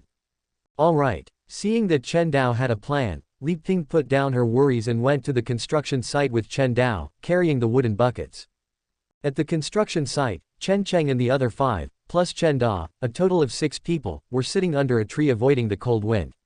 Seeing Chen Dao and the other 2 coming with the wooden buckets, anticipation appeared in their eyes. For Chen Cheng and the other 3, working at Chen Dao's house these past few days was like living in paradise. In the past, they could only eat 5/10 or even 3/10 of a full meal each day, but now they could eat until their bellies were round every day. Chen Cheng and his brothers wished they could live like this forever. Time to eat, Li Ping shouted, and Chen Cheng and the others immediately stepped forward, took the rice bowls, and began to drink the gruel. After drinking 8 bowls of mushy rice in a row, Chen Cheng couldn't wait to say, Brother Dao, are we starting to build the house today? Of course. Chen Dao nodded. After a few days of hard work, the family's original old house had been completely demolished, and even the fence had been torn down. Now, looking around, there was only a flat ground left. It was time to start building the house. Brother Dao, Chen Dao asked, how are you planning to build this house? Chen Dao thought for a moment and replied, the house doesn't need to be too big. Just build 3 rooms and a kitchen. But it needs to have a front yard and a backyard, and the backyard must be built larger. The layout of the 3 rooms was for Chen Fei, Li Ping, and Chen Dao to each have their own room. As for the front yard and backyard, they were naturally for raising chickens. Chen Dao knew that his family would definitely raise more and more chickens in the future, and the chicken raising yard had to be large enough. I understand. Chen Dao nodded, then made arrangements, saying, Chung'er, you're stronger, so go with me to cut down trees. The other 3 are responsible for building the house. No problem. Everyone readily agreed, and then began to get busy. Chen Dao and Chen Cheng were responsible for cutting down trees and transporting them, while the remaining 3 were responsible for building the house. The entire construction site was a hive of activity. As the sun rose, many villagers also came out of their homes and gathered not far away to watch the excitement. Is Brother Dao's family starting to build a house? Definitely. The original old house has been demolished, and now it's time to start building the house. Brother Dao's family is really rich. I've seen the food he provides for Chen Cheng and the others. Every meal is sorghum flour. These 3 Chen Cheng brothers are really lucky. Sorghum flour every meal is even better than the landlords of the past. It's a pity that Brother Dao's family doesn't need any more help. Speaking of which, where did Brother Dao get so much grain? Brother Dao is capable and can find grain, unlike you guys, who are idle all day long and just know how to open your mouths at home and wait for food. Quote. Amidst the envious and admiring gazes of the villagers, Chen Dao returned to his house and fell into deep thought, looking at the 6 yellow feather chickens in the chicken coop. Just then, Chen Dao's eyes narrowed, noticing the eggs under one of the hens. Chen Dao quickly reached into the cage, pushed the hen aside, and picked up all the eggs, his face filled with surprise. They just advanced to yellow feather chickens, and they've already laid 3 eggs. Chen Dao looked at the 3 eggs in his hand, his heart filled with joy. He knew that yellow feather chickens had the characteristic of laying many eggs, but he didn't expect that the yellow feather chickens would be so productive, laying 3 eggs as soon as they finished advancing. Cluck, cluck, cluck. Just then, one of the hens in the cage began to cluck. Chen Dao looked over and saw the hen clucking for a while, and then, a golden yellow egg rolled out from under the hen. Good fellow. Chen Dao was completely stunned. The egg-laying frequency of this yellow feather chicken is really unusually high. It hasn't even been a day, and they've already laid 4 eggs, an average of 1 egg per yellow feather hen. If they lay eggs at this frequency, won't the family not have to worry about not having eggs to eat in the future? Chen Dao looked delighted, but he didn't put the 4 eggs away, but put them back in the chicken coop. The yellow feather chicken lays eggs so frequently, will the hatching speed also be faster? Chen Dao, who put the eggs back under the hen, thought about this question while returning to the house to eat the breakfast that Li Ping and He Quilian had already prepared. Subscribe to Chinese Novel Audiobook YouTube channel. Chapter 31 Unscientific Hatching Speed. After finishing breakfast, Chen Dao returned to his room and counted all the copper coins he could find. A total of more than 500 copper coins. This little bit of money isn't enough to buy grain. Could it be that I have to sell some of the yellow feather chickens? Chen Dao couldn't help but feel a headache coming on. Frankly speaking, he didn't really want to sell the yellow feather chickens. Instead, he hoped to keep these 6 yellow feather chickens and let them steadily reproduce at home.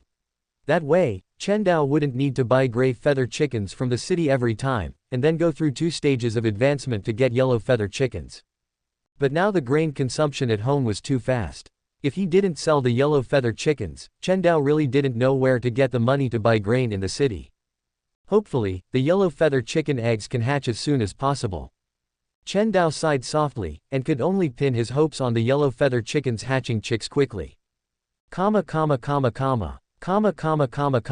In a flash, another 3 days passed. The first thing Chen Dao did when he got up in the morning was still to run to check the chicken coop. The 4 yellow feather hens in the cage did not disappoint Chen Dao. The frequency of laying eggs was very high, and they could consistently lay 1 egg every day. Chen Dao didn't take any of these eggs away. Instead, He left them in the chicken coop, allowing the hens to try to hatch them. Now the incubation time for the first batch of eggs had been 5 days. Chen Dao eagerly hoped that new little yellow feather chickens could hatch, so that he could sell a few adult yellow feather chickens without any worries. I wonder if they hatched successfully today. Although he knew that the possibility of hatching successfully in 5 days was not high, Chen Dao still looked at the chicken coop seriously with a glimmer of hope. Chen Dao's gaze suddenly froze, and a look of ecstasy gradually climbed onto his face. In the chicken coop at this time, in addition to the 6 adult yellow feather chickens that should have been there were also 3 fluffy little chicks. A little chick with orange-yellow feathers all over its body poked its head out and looked around. Its eyes seemed to be full of curiosity and surprise about this world. Cheep cheep cheep. The other 2 chicks were pecking at the broken eggshells to replenish their nutrition. Great. They hatched successfully. Chen Dao was both surprised and shocked. In 5 days, 3 chicks actually hatched. This was really unscientific. However, when Chen Dao thought that this was a world with extraordinary creatures such as warriors and demon beasts, he was relieved. Besides, since such a bizarre thing as his own transmigration had happened, it didn't seem surprising that chicks hatched in 5 days. Chen Dao reached into the cage and scooped the 3 chicks into his palm, carefully distinguishing the gender of the 3 chicks. He finally determined that the 3 chicks were 2 hens and 1 rooster. With these 3 chicks, I can selectively sell a few adult yellow feather chickens. Chen Dao put the chicks back into the cage and returned to the house to take out food to feed Xiaohei and the yellow feather chickens in the cage. After feeding the chickens, Chen Dao had breakfast and went straight out to his own construction site. The construction site was still a lively scene.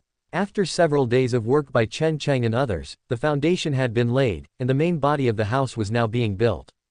Not far from the construction site, there were villagers in groups of 2s and 3s watching the excitement. Chen Dao's construction site had now become the only place for the villagers to watch the excitement. Whenever the sun rose and the weather warmed up a little, the villagers in the village who had no entertainment activities and could not farm would walk out of their homes and gather nearby to watch the excitement. Of course, while watching the excitement, they couldn't help but talk about it. Among them, the most talked about was the food that Chen Dao provided to Chen Cheng and these helpers. I came early today and saw the food that Chen Cheng and the others were eating. It's really sorghum flour, as much as they can eat. Is this Dao Zhi too rich? He's actually willing to give Chen Cheng and these big eaters sorghum flour. I used to think that Dao Zhi's old man was not an ordinary person, but I didn't expect that the son he gave birth to is also so capable. I really want to work for Dao Zhi's family. Sorghum flour every meal, even the landlords in the city can't eat it. Yes, Dao Zhi is really capable. Aunt Li can be considered to be living a good life. With such a capable son, she can enjoy happiness in the future. Isn't that right? It would be great if my son could be as capable as Dao Zhi. Don't even think about your son who pants and loafs after working in the fields for half an hour. That's right. Quote. Chen Dao didn't care about these villagers watching the excitement, but directly found Chen Dao, who had just been carrying wood with Chen Cheng, and said straight to the point, "Uncle, let's stop work for a day tomorrow." Ah! Before Chen Dao could speak, Chen Cheng exclaimed in surprise, "Dao Zhi, are you not building your house? Is it because we eat too much? Can we eat less in the future?" It's no wonder that Chen Cheng reacted so strongly. The opportunity to work for Chen Dao was too rare. During the few days of helping Chen Dao, it was one of the few good days that Chen Cheng had where he could eat his fill every day. If Chen Dao didn't build the house, then his good days would be gone forever. "Cheng Zhi, don't worry," Chen Dao said with a smile, "it's just a day off, it's not that we're not building it." Hearing this, Chen Cheng scratched his head and said a little embarrassedly, "I thought it was because we ate too much and your family didn't have enough grain." "Cheng Zhi, don't worry. There's still enough grain at home." Chen Dao comforted Chen Cheng, and then said to Chen Dao, "Uncle, I plan to go to the city tomorrow." Chen Dao nodded. Chen Dao had told him a few days ago that he was going to the city, so he naturally wouldn't be surprised. He just said, "Do you need us to go with you?" "Of course," Chen Dao replied. "Not only Uncle, Chen Cheng and the others have to go too, after all, it's not safe on the road." Although Chen Dao hadn't left the village during this time, he knew that there were more and more refugees on the official road now. A few days ago, some refugees even tried to enter Chenjia village. Fortunately, the village chief Chen He reacted in time and led the young and strong men in the village to drive away the refugees, preventing them from breaking into the village and causing chaos. So Dao Zhe, you want us to go to the city with you? Chen Cheng said with a smile, no problem. Dao Zhe, you say go there and we'll go there, I'll listen to you. Now Chen Cheng can be said to trust Chen Dao 100%. In his opinion, Chen Dao is the best person in the entire Chenjia village to him, and the only one who can let him eat his fill. Then uncle, tell Zhang Zhe and the others later, and we'll go to the city together tomorrow.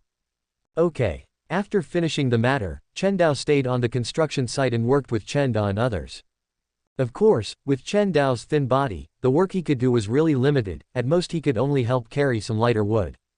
Chapter 32, Testing. Dinner's ready. As sunset approached, Li Ping and He Quilian walked over carrying food buckets. The aroma of the food wafted through the air, and Chen Cheng and the others immediately stopped what they were doing and headed towards Li Ping and He Quilian. Even the villagers who were watching the excitement nearby couldn't help but swallow. This sorghum flour smells so good. A robust young man watching the spectacle sniffed the enticing aroma in the air, swallowing hard. He couldn't remember the last time he had eaten such a precious food like sorghum flour. Others also twitched their noses, as if trying to inhale all the fragrance in the air. Damn it, it's been so long since I've had sorghum flour. Me too. Chen Cheng and those gluttons are so lucky. I wish I could have sorghum flour every meal. That sorghum flour probably has rice bran in it, it definitely won't taste good. Quote. Amidst the envious gazes of the villagers, Chen Cheng and the others arrived in front of the food buckets, took the bowls handed over by Li Ping and He Quilian, and began to devour the food. Chen Cheng was still the most enthusiastic eater, consuming 8 bowls in a row before returning his bowl to Li Ping, letting out a long breath. Chen Zhong then looked at Chen Dao and asked, Dao Ji, are we going to the city tomorrow? Yes. Chen Yang's eyes lit up instantly upon receiving the affirmative answer. Chen Si also said happily, going to the city is great. Chen Zhong and Chen Si were deeply impressed by the prosperity of the county town. Both of them had a special fondness for the county town, and if conditions allowed, they would have loved to go to the county town every day. Look at how happy you two are. Chen Da shook his head and said, go back now. Gather here tomorrow and go to the county town together. Soon, the 5 of them all left. Chen Dao then returned to Chen Da's home with Chen Da, Li Ping, and He Quilian. The meals that Li Ping and He Quilian had prepared in advance were already set on the dining table at Chen Da's house. Today's meal was very simple, just a bowl of white rice for each person. However, even white rice was a rare delicacy for everyone, so not only did they not show any signs of disgust, but they devoured it ravenously. Only Chen Dao, looking at the white rice in his bowl, had no appetite at all. Having lived in modern China for over 20 years, Chen Dao really had no appetite for the monotonous food in front of him. However, Chen Dao also knew that he had to eat, otherwise he wouldn't grow taller or have any strength, so he had to force himself to swallow the rice in his bowl. After finishing the meal, the 2 children went back to their rooms to rest first. Chen Da then looked at Chen Dao and asked, Dao Ji, are you planning to buy grain when you go to the city tomorrow? Chen Dao nodded, yes, uncle. Chen Da frowned and said, do you still have money? I still have a few hundred coins. What can a few hundred copper coins do? Chen Da said. Grain in the county town was so expensive now that Chen Dao's few hundred coins could buy at most a few dozen pounds of grain, which was not enough. I plan to sell some chickens. Sell chickens? Chen Dao was taken aback for a moment, and said, aren't you going to hatch more chickens? How will you hatch them if you sell the chickens? It's already been successfully hatched. Chen Dao said with a smile, today, my family's chickens have successfully hatched 3 chicks. What? Chen Dao was stunned. He knew about Chen Dao's cultivation of the yellow-feathered chicken. After all, Chen Dao's chickens were raised in the front yard of his house. However, Chen Dao did not delve into the secret recipe of the yellow-feathered chicken. He was already content with obtaining the cultivation secret recipe of the white-feathered chicken, and would not even ask for the secret recipe of the yellow-feathered chicken. He also knew that the yellow-feathered chickens Chen Dao cultivated laid eggs very quickly, laying 4 eggs every day. But what he never expected was that the speed of hatching these eggs would be so fast. Although Chen Dao was a hunter, he also knew that the time required for hatching eggs was relatively long. For example, for gray-feathered chickens, it took at least 25 days to hatch a chick. But Chen Dao's yellow-feathered chickens only took 5 days to hatch a batch of chicks. Hatching a batch of chicks in 5 days was something Chen Da had never heard of. Have they really hatched? Chen Da asked in disbelief. It wasn't that he didn't trust Chen Dao, but the fact that hatching was successful in 5 days was too abnormal. Really? Uncle, come with me. Chen Dao led Chen Da to the side of his chicken coop in the front yard. With the candlelight shining through the house, he could barely see 3 chicks warming themselves under the wings of the hen in the chicken coop. Seeing this scene, Chen Da finally believed what Chen Dao said. It's unbelievable. Chen Da gasped and said, being able to hatch a batch of eggs in 5 days, Dao Ji, could your chicken be a celestial chicken from the sky? How is that possible? Chen Dao shook his head and smiled. He didn't think Chen Da was making a fuss. In fact, when he saw the 3 chicks in the morning, Chen Dao's reaction was not much better than Chen Da's, and may have even been worse. After a long while, Chen Da calmed the shock in his heart and walked back into the house with Chen Dao, lowering his voice and saying, Dao Ji, you must never reveal the cultivation method of this yellow-feathered chicken, lest it lead to a disaster. Chen Da knew very well the value of these yellow-feathered chickens. They laid eggs quickly and hatched quickly. Such a breed of chicken was worth more than gold. Once others knew that Chen Dao had a method to cultivate this kind of chicken, the disaster of being killed would probably be imminent. Uncle, I know what's important. Chen Dao nodded, and then said, Uncle, do you want this method of cultivating yellow-feathered chickens? To be honest, of course, Uncle wants it. Chen Da said sincerely, this chicken is so magical, and you can get great wealth just by cultivating it for a short period of time. How could Uncle not want it? After speaking, Chen Da added, but Uncle is not a greedy person.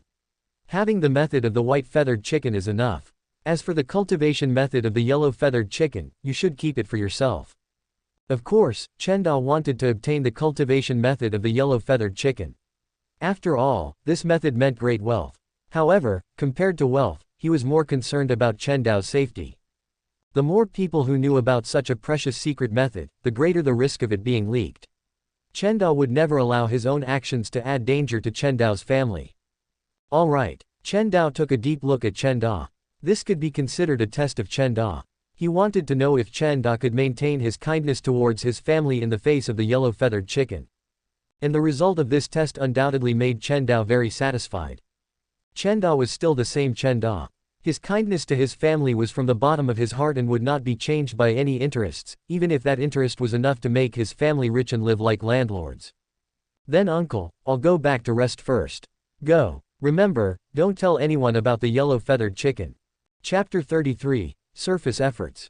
The next day, the sky had just begun to brighten. The Chen household was already bustling with activity. 2 women were in the kitchen preparing breakfast, while Chen Dao and Chen Dao were responsible for feeding the chickens.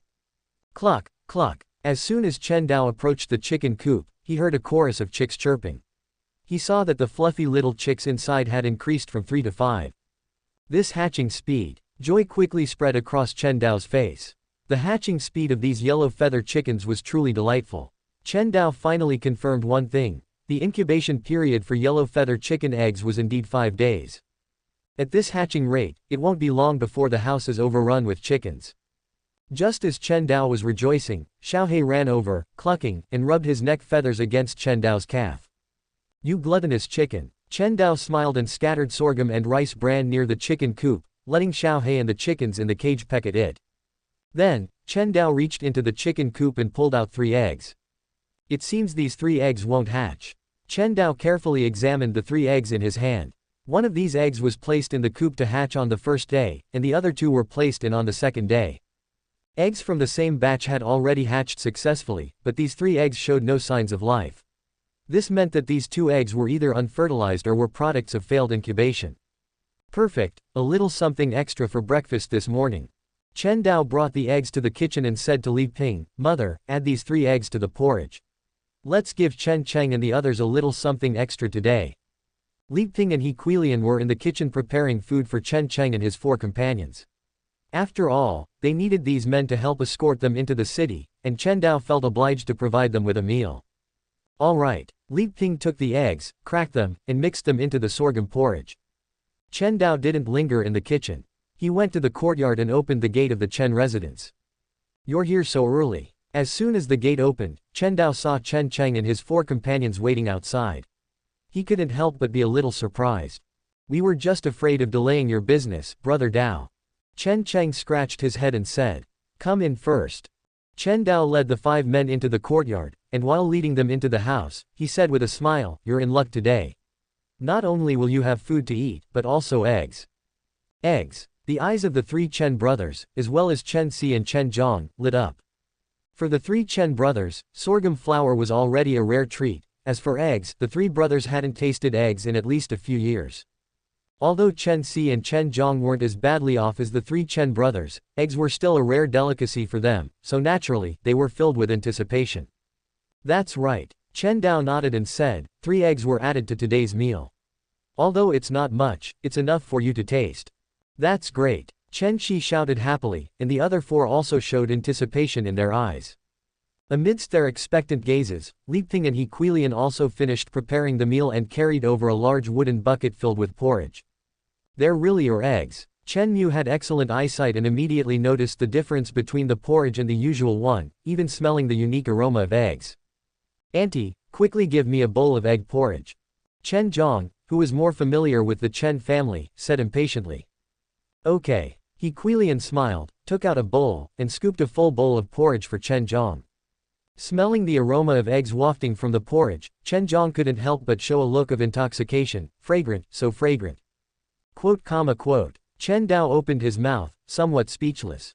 In his opinion, this porridge was no different from what he had eaten in the past few days. Adding 3 eggs, although not as outrageous as dropping an egg into the Yangtze River, it was still too few eggs for too much porridge. There was hardly any trace of eggs to be seen, so how could Chen Zhang show such an expression? In fact, not only Chen Zhang, but even Chen Cheng and the others were also intoxicated, smelling the aroma of the food in their bowls, as if they could really smell the taste of eggs from it. "Mother, give me a bowl too." The appearance of the 3 Chen brothers aroused Chen Dao's curiosity. He asked Li Ping for a bowl of porridge, and then, holding the porridge, he poured it into his mouth. As soon as the food entered his mouth, Chen Dao's eyes widened, and he put on a mask of pain. Objectively speaking, this porridge wasn't that bad, but don't forget, the porridge was mixed with rice bran.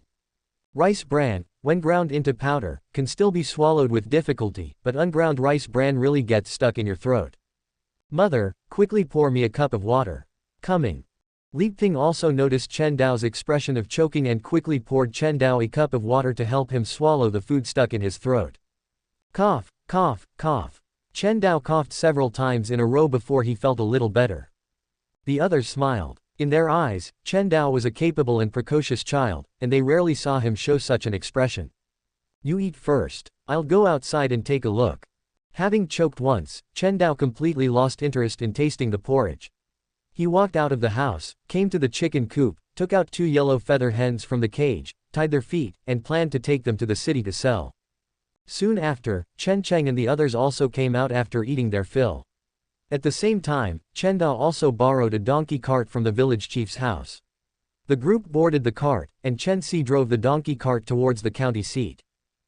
There was no change on the long official road.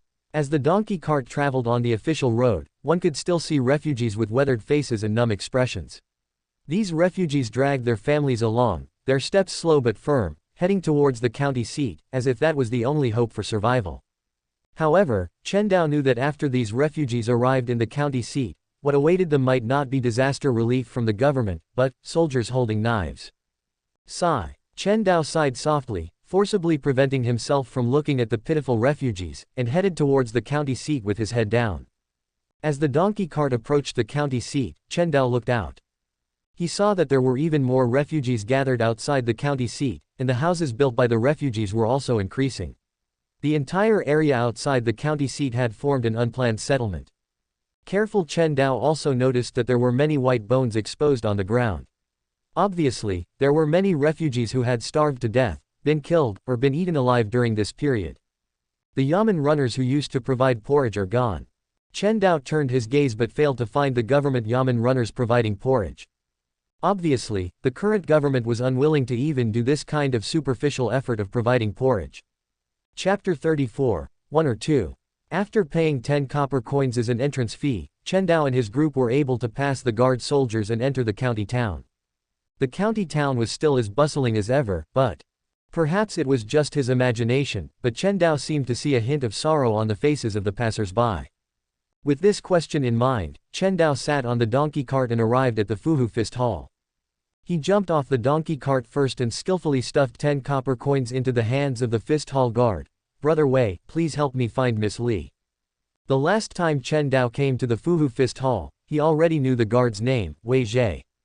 Wei Zhe, who accepted the 10 copper coins, showed a smile to Chen Dao, and then ran into the martial arts hall to call Li Ying out. "Brother Chen Dao is here again." Li Ying greeted Chen Dao with a smile on her face.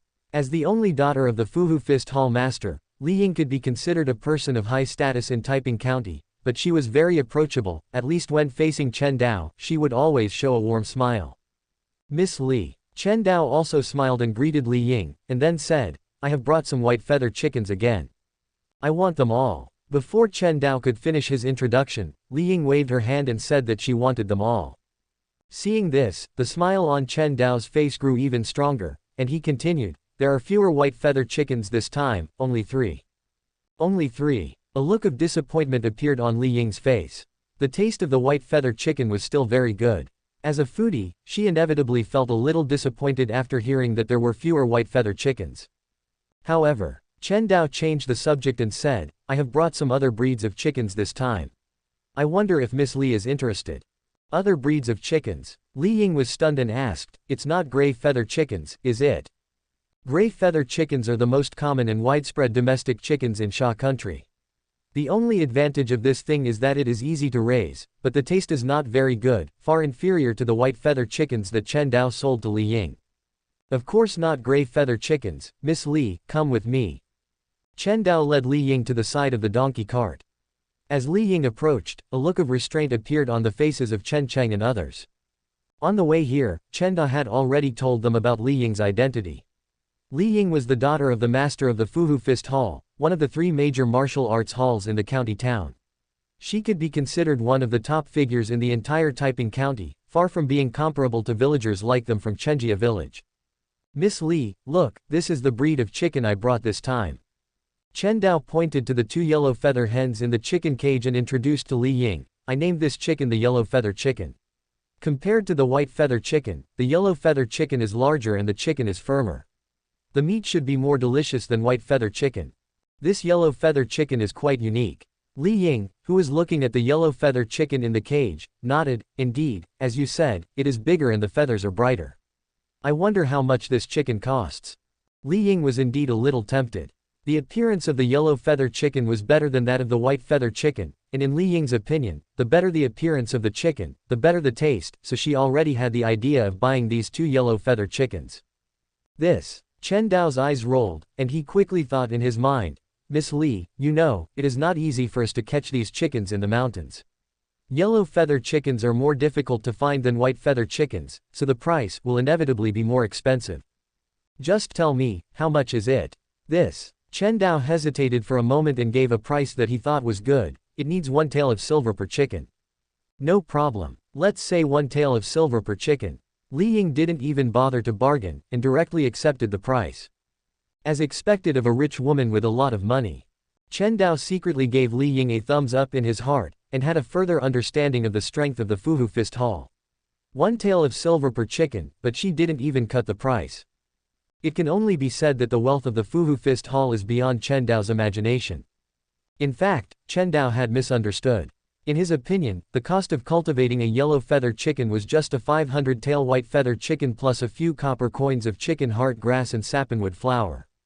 But in Li Ying's opinion, this yellow feather chicken was a prey that Chen Dao and others risked their lives to catch in the mountains, so it was natural for the price to be higher. "Little Wei, help me send these chickens in." After handing a total of 3.5 taels of silver to Chen Dao, Li Ying waved to Wei Zhe and asked Wei Zhe to help her send the 5 chickens she bought into the hall, and then said to Chen Dao, "Brother Chen, if you have yellow feather chickens and white feather chickens in the future, you can continue to send them over. I want as many as you have." "No problem." Chen Dao agreed without thinking. He was naturally willing to continue trading with such a generous customer as Li Ying, but Chen Dao may not necessarily come over himself next time. "Miss Li, I want to ask you about something," Chen Dao said suddenly. "What's the matter? I wonder if Miss Li has heard of iron claw chicken and blood coagulation fruit."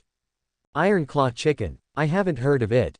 As for blood coagulation fruit, Li Ying frowned and thought for a moment, then looked directly into Chen Dao's eyes and said, "Why are you asking about blood coagulation fruit? Don't you still give up the idea of practicing martial arts?" Li Ying definitely knows blood coagulation fruit. Chen Dao's eyes lit up, and he quickly said, "I'm just asking. I wonder if Miss Li can explain it to me." Li Ying took a deep look at Chen Dao and said, "Blood coagulation fruit is actually not a rare thing. Most of the pharmacies controlled by major families in the city sell it. However, there are very few people who go to pharmacies to buy blood coagulation fruit." "Why?" Chen Dao couldn't help but ask. "Because the effect of blood coagulation fruit is useless to martial artists or even quasi-martial artists. For apprentice-level martial artists, it is not the best thing to nourish qi and blood, so naturally there are few buyers." Li Ying said. "I see." Chen Dao suddenly realized that the effect of blood coagulation fruit was to nourish qi and blood, but according to Li Ying, the effect of blood coagulation fruit in nourishing qi and blood should be very weak, and even for some apprentice-level martial artists who are practicing martial arts, the effect is not very good. Based on this, Chen Dao can basically infer that the value of blood coagulation fruit will definitely not be too high.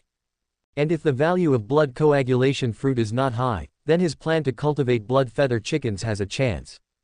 According to the introduction of the golden finger, it only takes 3 blood coagulation fruits to cultivate a yellow feather chicken into a blood feather chicken. Thinking of this, Chen Dao asked calmly, "I wonder how much this blood coagulation fruit is worth. Wait for me for a while." Li Ying walked into the martial arts hall and came out with 2 fruits in a short while. This is the blood coagulation fruit. As for the price, the pharmacy price should not exceed 20 yuan. Chapter 35 The Terrible Tax Increase. 20 yuan. This price filled Chen Dao with ecstasy. He carefully examined the 2 fruits in Li Ying's hand, noticing they were the size of chicken eggs, perfectly round, with traces of red on their skin, unlike most fruits Chen Dao had seen. "These 2 blood coagulation fruits are yours." Li Ying directly placed the 2 blood coagulation fruits into Chen Dao's hands. Knowing Li Ying was a wealthy woman, Chen Dao didn't refuse and accepted the fruits, then bid farewell. "Miss Li, I have other matters to attend to, so I'll take my leave." "Go then." After saying goodbye to Li Ying, Chen Dao boarded the donkey cart and left with Chen Cheng and the others. Li Ying returned to the martial arts hall's backyard. Cluck, cluck, cluck. The sounds of chickens echoed throughout the backyard of the martial arts hall. Li Hu stood by the chicken coop, thoughtfully observing the white-feathered and yellow-feathered chickens inside. "Father." Only when Li Ying's voice came did Li Hu turn his gaze and say, "Yingzi, did you buy these chickens again?" "Yes." Li Ying sat down at the stone table nearby and said, "Father, we can eat white-feathered chicken again soon." Li Ying was a foodie, a fact known to everyone at the Tiger Subduing Martial Arts Hall. As a foodie, Li Ying had a particular fondness for chicken, but she had long grown tired of the taste of gray-feathered chicken and yearned for white-feathered chicken. After all, compared to gray-feathered chicken, white-feathered chicken not only had more meat but was also more succulent, its flavor far superior to that of gray-feathered chicken. Li Hu pointed at Li Ying, well aware of her foodie nature. In fact, it wasn't just Li Ying who was a foodie, wasn't he, Li Hu, the same?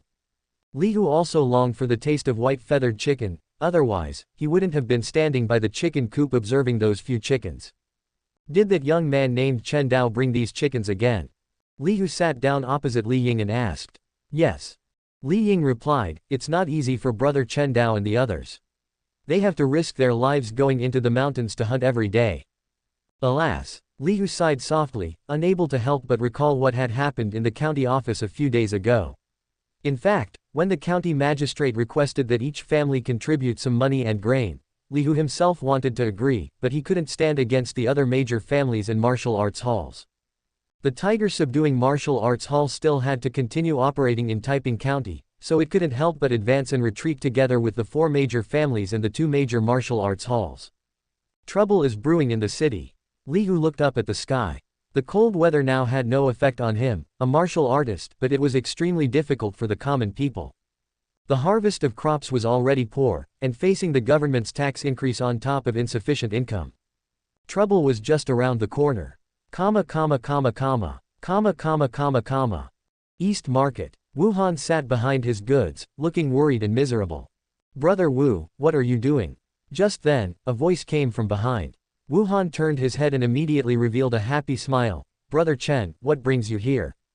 Chen Dao jumped off the donkey cart, lightly embraced Wu Han, and smiled. "Brother Wu, how's business lately?" "Ah, don't even mention it," Wu Han said with a gloomy face. "I haven't been able to sell any goods lately." "How could that be?" Chen Dao glanced at Wu Han's stall, where several chicken coops were placed, with a few gray feathered chickens clucking inside. Wu Han first greeted Chen Dao and the others, then said, "Brother Chen, you don't know. Business in this county town is not easy to do now. Take these live poultry, for example, no one is buying them at all." "Why?" Chen Dao asked, puzzled. Eating meat is one of humanity's most basic needs. Logically speaking, live poultry shouldn't be unsellable. Of course, it's because the government is increasing taxes. Wu Han said with a worried face. Recently, the government issued an order requiring each household in the county to hand over at least 1 she of grain. If they can't produce enough grain, they need to pay 2 taels of silver. Brother Chen, in this situation, who would be willing to buy meat to eat? Tax increase. Chen Dao was stunned. Having lived in China in his previous life, he found it difficult to understand the behavior of increasing taxes during disaster years. In his previous life, whenever a place suffered a disaster, the government would often allocate funds for disaster relief, but here, the situation was the opposite. The government not only didn't allocate funds for disaster relief but also increased taxes. Did the imperial court really want to force all the people of Taiping County to their deaths? No, it wasn't just Taiping County. This cold disaster affected the entire Qingzhou, and even the 2 neighboring states were facing the impact of the cold disaster, and the imperial court's tax increase couldn't be limited to one county. It was likely that the entire Xia kingdom would increase taxes. Under such a natural disaster, and still increasing taxes, Qingzhou would probably soon be filled with starving people and cannibalism. "That's right, it's a tax increase," Wu Han said resentfully. "Those damned government officials don't think about collecting taxes from those high-ranking wealthy families. They only know how to squeeze oil and water from us common people, damn them." Chen Dao frowned. Chenjia village belonged to Taiping County. Even the people in the county town had to pay increased taxes. Chenjia village probably couldn't escape the fate of increased taxes. The reason why Chenjia village hadn't heard the news of increased taxes was probably just because the government didn't have enough manpower and hadn't collected taxes outside the county town yet. As soon as he thought that Chenjia village would also have to pay increased taxes, Chen Dao couldn't help but feel a chill. With the situation in Chenjia village, probably the entire village wouldn't be able to find a family that could hand over 2 taels of silver. "Brother Wu, I wonder what will happen if the tax can't be paid?" Chen Dao asked. "What else can happen?" Wu Han said without thinking. "The government has already made it clear that any household that can't pay the tax will have their entire family arrested and sent to the north to join the army." Joining the army? Chen Dao was shocked. Xia Kingdom wasn't like China in his previous life. The treatment of soldiers in Xia Kingdom could only be said to be extremely poor. Of course, for the people who couldn't survive, joining the army could barely fill their stomachs, so it was a way out. But things weren't that simple. Wu Han said that this time, joining the army was going to the north, where Xia Kingdom was fighting against the barbarians, and the war was extremely fierce, with countless deaths and injuries every day. Going to the north to join the army, not to mention whether they would die on the battlefield, whether they could reach it safely was a problem. After all, the north was thousands of miles away from Qingzhou. Such a long journey was enough to kill many people who joined the army on the road. This is really forcing the people to rebel. Chen Dao couldn't help but sigh. This tax increase really didn't leave the people a way out. The people facing the cold disaster were already not full, and now there was a tax increase. If they couldn't pay the tax, they would have to go to the north to join the army, facing the risk of dying on the road at any time. If the people didn't rebel, it would really be against all reason. "Brother Wu, didn't the government say they wanted to collect 1 she of grain? Can rice husks and other grains be used to pay?" Chen Dao's eyes turned, and he asked. If rice husks could be used to cope with it, then this tax increase would be bearable for ordinary people. Subscribe to Chinese Novel Audiobook YouTube channel. Chapter 36 Girl's Blessing. Rice Bran. Wu Han gave a wry smile and said, "Brother Chen, you're thinking too simply. How could the government possibly leave such a big loophole for us to exploit? The tax collectors have already said that this tax increase must be paid with sorghum, wheat, or rice. Other grains don't count." Chen Dao fell silent. These 3 types of grain were the most expensive ones sold in the grain stores. Even he, who was doing the best in Chen village, couldn't afford a single she of grain. If he couldn't produce the grain, he would have to enlist in the army in the north. Chen Dao felt a chill run through his body. This court really wasn't leaving them any way out. Brother Wu, have you paid the tax yet? Where would I get the money to pay it? Wu Han sighed and said, the 1-month deadline given by the government is getting closer and closer. If I can't pay the tax, my whole family will probably have to enlist in the army. Chen Dao opened his mouth, not knowing what to say, and simply changed the subject. Brother Wu, I'm planning to buy some gray feather chickens this time. Are you selling yours? Of course, I'm selling. Hearing that Chen Dao wanted to buy chickens, Wu Han's eyes lit up. Brother Chen, how many are you planning to buy? I can give you a better price. The gray feather chickens weren't actually for Chen Dao to buy, but for Chen Dao. Chen Dao's purpose in coming to town to sell white feather chickens was to get silver to buy more gray feather chickens to raise. Chen Dao had already discussed this with Chen Dao on the way to the East Market.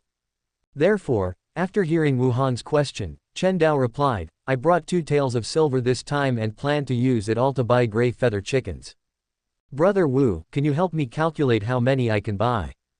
2 taels of silver. Wu Han counted on his fingers and said, right now, a gray feather chicken is about 150 feet yuan.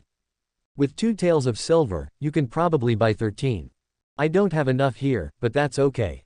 Brother Chen, wait a moment, I'll go find other stall owners to help you negotiate. Soon after, Wu Han returned with 3 chicken vendors and said to Chen Dao, Brother Chen, it's all settled. A total of 13 chickens, each for 150 feet yuan. All right. Let's make the deal. Soon, the 2 parties completed the transaction. Chen Dao paid 1950 copper coins and bought 13 gray feather chickens. After placing the chicken coop on the donkey cart, Chen Dao and his group arrived at the grain store in the East Market. The price of grain has gone up again. Chen Dao couldn't help but frown as he walked into the grain store. The price of grain was 2 to 3 yuan, more expensive than the last time he came to the county town. Customer, are you here to buy grain? The grain store's clerk enthusiastically welcomed Chen Dao into the store. Chen Dao looked at the price of grain and asked, Clerk, why is the price of grain so expensive again? Customer, you don't know. The clerk replied, the price of grain in the city is rising every day now. Our store's price is already the most reasonable. Chen Dao nodded noncommittally. After memorizing all the grain prices, he stated the quantity he wanted to buy. I need 50 feet jayan of white flour and 100 feet jayan of sorghum flour. White flour was now 16 feet yuan per jayan, and sorghum flour was 12 feet yuan per jayan. 50 feet jayan of white flour and 100 feet jayan of sorghum flour would cost exactly the 2 taels of silver he got from selling the chickens. As for the money to buy coagulation fruit later, Chen Dao still had a few hundred copper coins on hand, which should theoretically be enough. All right. The clerk worked quickly and soon moved the total of 150 feet jayan of grain onto the donkey cart outside the store. Goodbye, customer. Amidst the clerk's farewell, the donkey cart slowly started and arrived at the 100 Herb Hall, which Chen Dao had visited once before. Inside the 100 Herb Hall, the old shopkeeper was behind the counter doing calculations on an abacus, while Su Chaoshi was organizing medicinal herbs. The young Su Chaoshi was more perceptive and noticed Chen Dao entering the store immediately, hurrying forward and saying, Customer, are you here to see a doctor or buy medicine? Chen Dao glanced at Su Chaoshi. He had to admit that the granddaughter of the pharmacy owner was truly beautiful. Not only was she cute and adorable, but her voice was also extremely pleasant, making people feel a natural liking for her. Buying medicine. Chen Dao replied, I would like to buy some coagulation fruit. I don't know if your store sells them. We do. The shopkeeper sitting behind the counter said, Coagulation fruit costs 18 feet yuan per piece. How many do you need, customer? 18 feet yuan. This price was about the same as what Chen Dao had learned from Li Ying before. After pondering for a moment, Chen Dao said, 30 pieces. Please wait a moment, customer, and I'll get them for you. Su Chaoshi ran into the backyard of the pharmacy and soon came out carrying a package, handing it to Chen Dao. There are 30 coagulation fruit in total. You can count them, customer. Okay. Chen Dao opened the package and counted them, confirming that there were indeed 30 pieces. Then, he took out 540 copper coins from the inner layer of his clothes and handed them to Su Chaoshi. When she took the copper coins, their fingers touched. Su Chaoshi's pretty face turned red, but Chen Dao didn't feel anything. He quickly picked up the coagulation fruit and left the store. Grandpa. Su Chaoshi watched Chen Dao's departing figure and said, "Is that young man surnamed Chen a martial artist?" When Chen Dao came to the store before, Su Chaoshi had heard Chen Dao address him, so she knew that Chen Dao's surname was Chen. He shouldn't be. Shopkeeper Su Shihua shook his head and said, "Martial artists wouldn't buy medicinal materials like coagulation fruit." Although Su Shihua was just the owner of a small pharmacy, he was quite knowledgeable and knew very well that martial artists didn't care for coagulation fruit. Not to mention martial artists, even those apprentice-level quasi-martial artists who were practicing martial arts in martial arts schools looked down on coagulation fruit. Otherwise, the price of coagulation fruit wouldn't be so cheap. He should just be a farmer's son who wants to become a martial artist. Su Shihua made a judgment. From Chen Dao's clothes, he guessed that Chen Dao should just be a farmer's son. As for why he bought medicinal materials like coagulation fruit, it was probably just an ambitious farm boy hoping to become a martial artist through cheap blood-enriching medicinal materials like coagulation fruit. Is that so? Su Chaoshi gazed out the door. For some reason, she was particularly curious about that young man she had only met twice, because the young man's eyes were completely different from others. Having helped her grandfather in the pharmacy, she was quite knowledgeable. Among the people who came to the pharmacy, they could be roughly divided into two categories. One was poor people, who often had numb eyes and restrained expressions, and only bought cheap herbs. The other was wealthy people or some martial artists, who wore luxurious clothes and always had a hint of covetousness in their eyes when they looked at her. As for Chen Dao, the feeling Su Chaoshi got from his eyes was particularly different. The only thing in Chen Dao's eyes when he looked at her was appreciation, nothing else, and he would quickly look away. This made Su Chaoshi feel particularly comfortable both times she interacted with Chen Dao, even though she had only met him twice and only said a few words. "I hope you can become a martial artist as you wish." Su Chaoshi sent her most sincere blessings to that unfamiliar young man in her heart. Chapter 37, Buns. The donkey cart rumbled out of the county town, the sacks of flour and chicken coops piled on it attracting the greedy gazes of the displaced people. When many people are starving, their moral bottom line disappears. If they could, the displaced people outside the city would not hesitate to rob Chen Dao and his group. Fortunately, Chen Dao and his companions were all strong young men. Chen Dao's bow and arrow and Chen Cheng's large size were intimidating enough to prevent the displaced people from swarming forward and seizing the goods on the cart. Damn it, the eyes of these displaced people outside the city are getting more and more frightening. After getting a little further away from the city gate, Chen Si, who was driving the cart, finally relaxed his tense body slightly. He let out a breath. Those pairs of eyes like hungry wolves outside the city really put a lot of pressure on people. Drive back to Chenjia village quickly. Chen Dao's sharp eyes scanned the surroundings, alert for bandits who might suddenly jump out from either side of the official road. Chen Cheng, on the other hand, grinned silly smile at Chen Dao and said, "Brother Dao, don't worry, I will definitely protect your safety." Chen Dao glanced at Chen Cheng's thick figure and nodded. He didn't doubt Chen Cheng's words at all. Chen Cheng, who was 1.8 meters tall, was like a giant in this era when ordinary people generally didn't have enough to eat. With him around, many unnecessary dangers could be reduced. After all, whether it was displaced people or bandits, they all had a good eye and would choose the soft persimmons to pinch. Bandits generally wouldn't want to provoke a strong man like Chen Cheng, who was 1.8 meters tall and incredibly strong. Chenjia village. Not far from Chen Dao's house construction site, the villagers were gathered together chatting. Ever since Chen Dao's family started building their house, this place had become the only entertainment spot for the villagers of Chenjia village. Every day when the sun rose and the weather warmed up a little, the villagers would walk out of their homes and gather nearby to watch the excitement. "Why aren't Brother Dao's family working today? I saw Chen Dao borrowing the village chief's donkey cart this morning. He must have gone into town." "Into town? What for? What else could it be? I bet 9 times out of 10 he went to buy grain. It's freezing cold. Where did Chen Dao and Brother Dao get the money to buy grain? It must be from raising chickens, right? My house is very close to Chen Dao's house, and I can hear the dense crowing of chickens every day. He must have raised a lot of chickens at home." Even though the construction site was empty at this time, with no one working, it still couldn't stop the villagers' enthusiasm. They gathered in 2s and 3s, talking about gossip related to Chen Dao and Chen Dao. Chen Dao and Brother Dao are really capable. They can still find money to buy grain in this day and age. An old villager sighed enviously. His family's situation was very bad, so he was particularly envious of Chen Dao's family's life. That brother Dao is really amazing. A woman said, a boy who is not yet fully grown can earn so much grain for his family. I wish my boy could be so capable. Yes, I see that Xiao Fei from brother Dao's family has gained weight recently. Eating sorghum noodles every day, how can he not gain weight? Those guys Chen Cheng are really lucky, they eat their fill every day. Quote. Just as the villagers were talking, a donkey cart appeared in their sight. Everyone immediately turned their eyes to the donkey cart. Chen Dao and the others are back. There are so many things on the cart, it looks like wheat flour and sorghum noodles. Hiss. That's too rich. They're even eating white flour.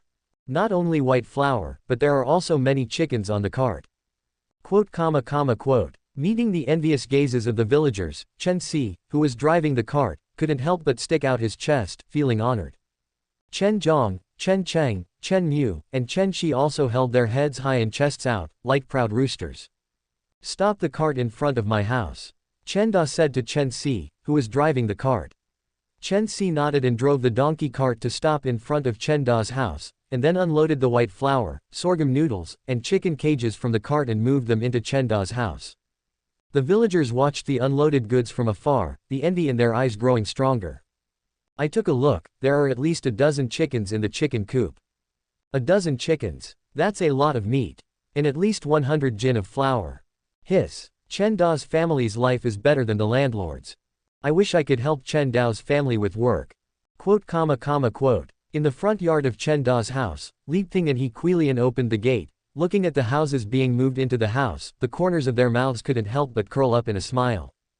Although the supplies bought back this time were far less than last time, these bags of grain still made the two women feel at ease.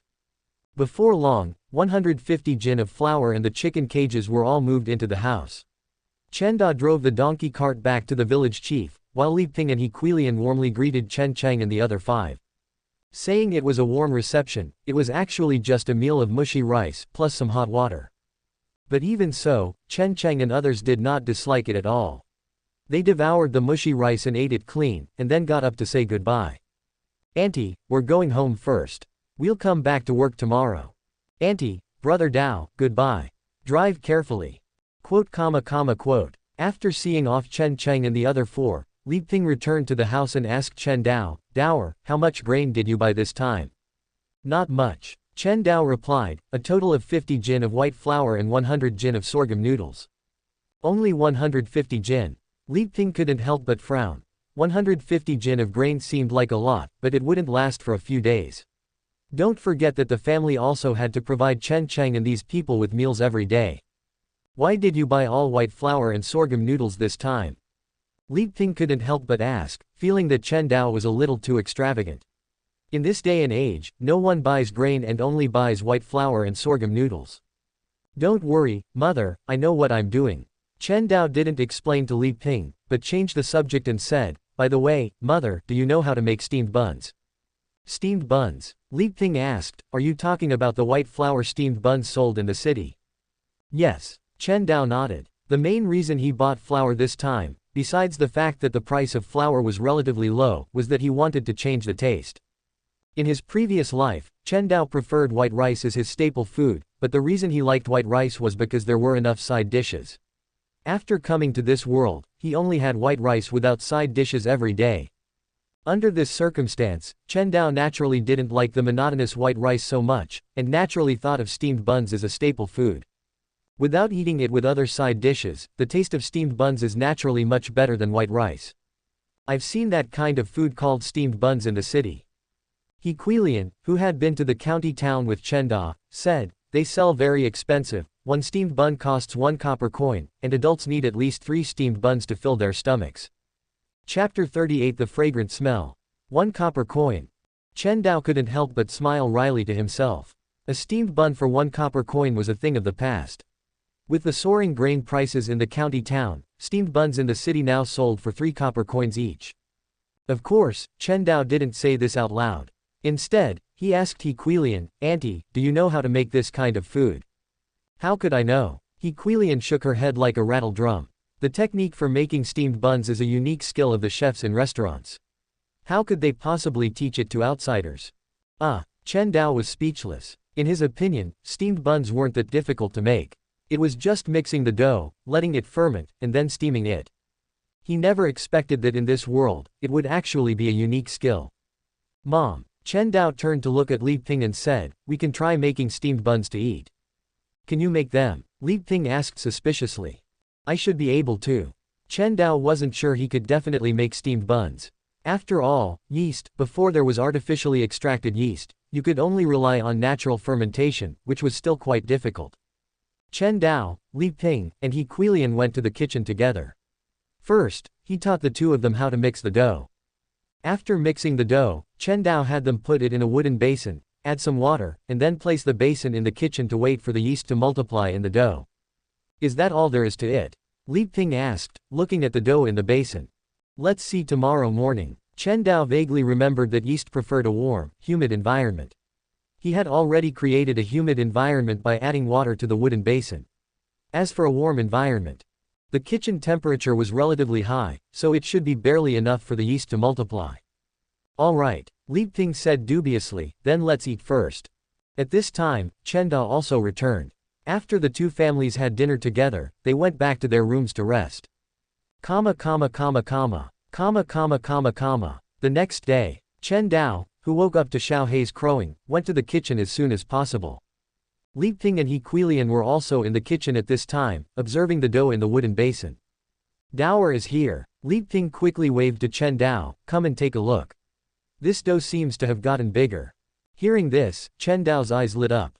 He quickly came to the side of the wooden basin and saw that, just as Li Ping had said, the dough, which was only the size of a head yesterday, had now expanded almost twice in size. This meant the dough had fermented successfully. "Mom, Auntie, let's start making steamed buns now." Chen Dao directed Li Ping and He Quilian to knead the dough to remove the air inside. Then, they divided the dough into small pieces. Immediately after, they could start steaming the steamed buns. Chen Dao's family naturally didn't have a steamer, but they could use other things instead. After leaving a small piece of the fermented dough as material for making steamed buns next time, Chen Dao found a circular wooden board with a hollowed-out center. First, he added some water to the bottom of the pot, then placed the wooden board on top of the pot, then placed the small pieces of dough on the wooden board, and finally covered the pot with a lid.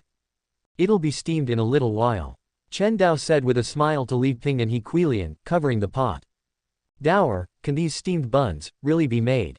Li Ping asked somewhat suspiciously. "They definitely can," Chen Dao said decisively. The most difficult step in making steamed buns was fermentation. Now that the dough had fermented successfully, how could it possibly fail? "Mom, you watch the pot, I'll go feed the chickens." Chen Dao didn't say much. He left the kitchen directly and came to the front yard. The number of chicks has increased again. After checking the number of chickens in the coop, a look of joy appeared on Chen Dao's face again. When he went to the city yesterday, there were only 5 chicks, but now there were 7. At this rate of hatching, getting rich was definitely no longer a dream. But, Chen Dao looked at the chicks chirping in the coop and began to consider a question in his mind, which was, should he start cultivating blood feather chickens now? Chen Dao had already obtained the blood coagulation fruit, the cultivation material for blood feather chickens, but Chen Dao looked at the 3 adult yellow feather chickens. If he cultivated all 3 of these yellow feather chickens into blood feather chickens, it would inevitably delay the breeding and hatching of the chicks. And if he cultivated the chicks into blood feather chickens, it would be somewhat not worth the loss. After all, yellow feather chickens not only had a short hatching time, but also a relatively short growth cycle. The 3 chicks that hatched the earliest had already grown a lot and were worth a third of an adult yellow feather chicken. It's better to wait until this batch of chicks are adults before considering cultivating blood feather chickens. At the same time as Chen Dao made his decision, Xiao Hei also came to Chen Dao's feet, rubbing against Chen Dao's trouser legs for food. "I know, you glutton."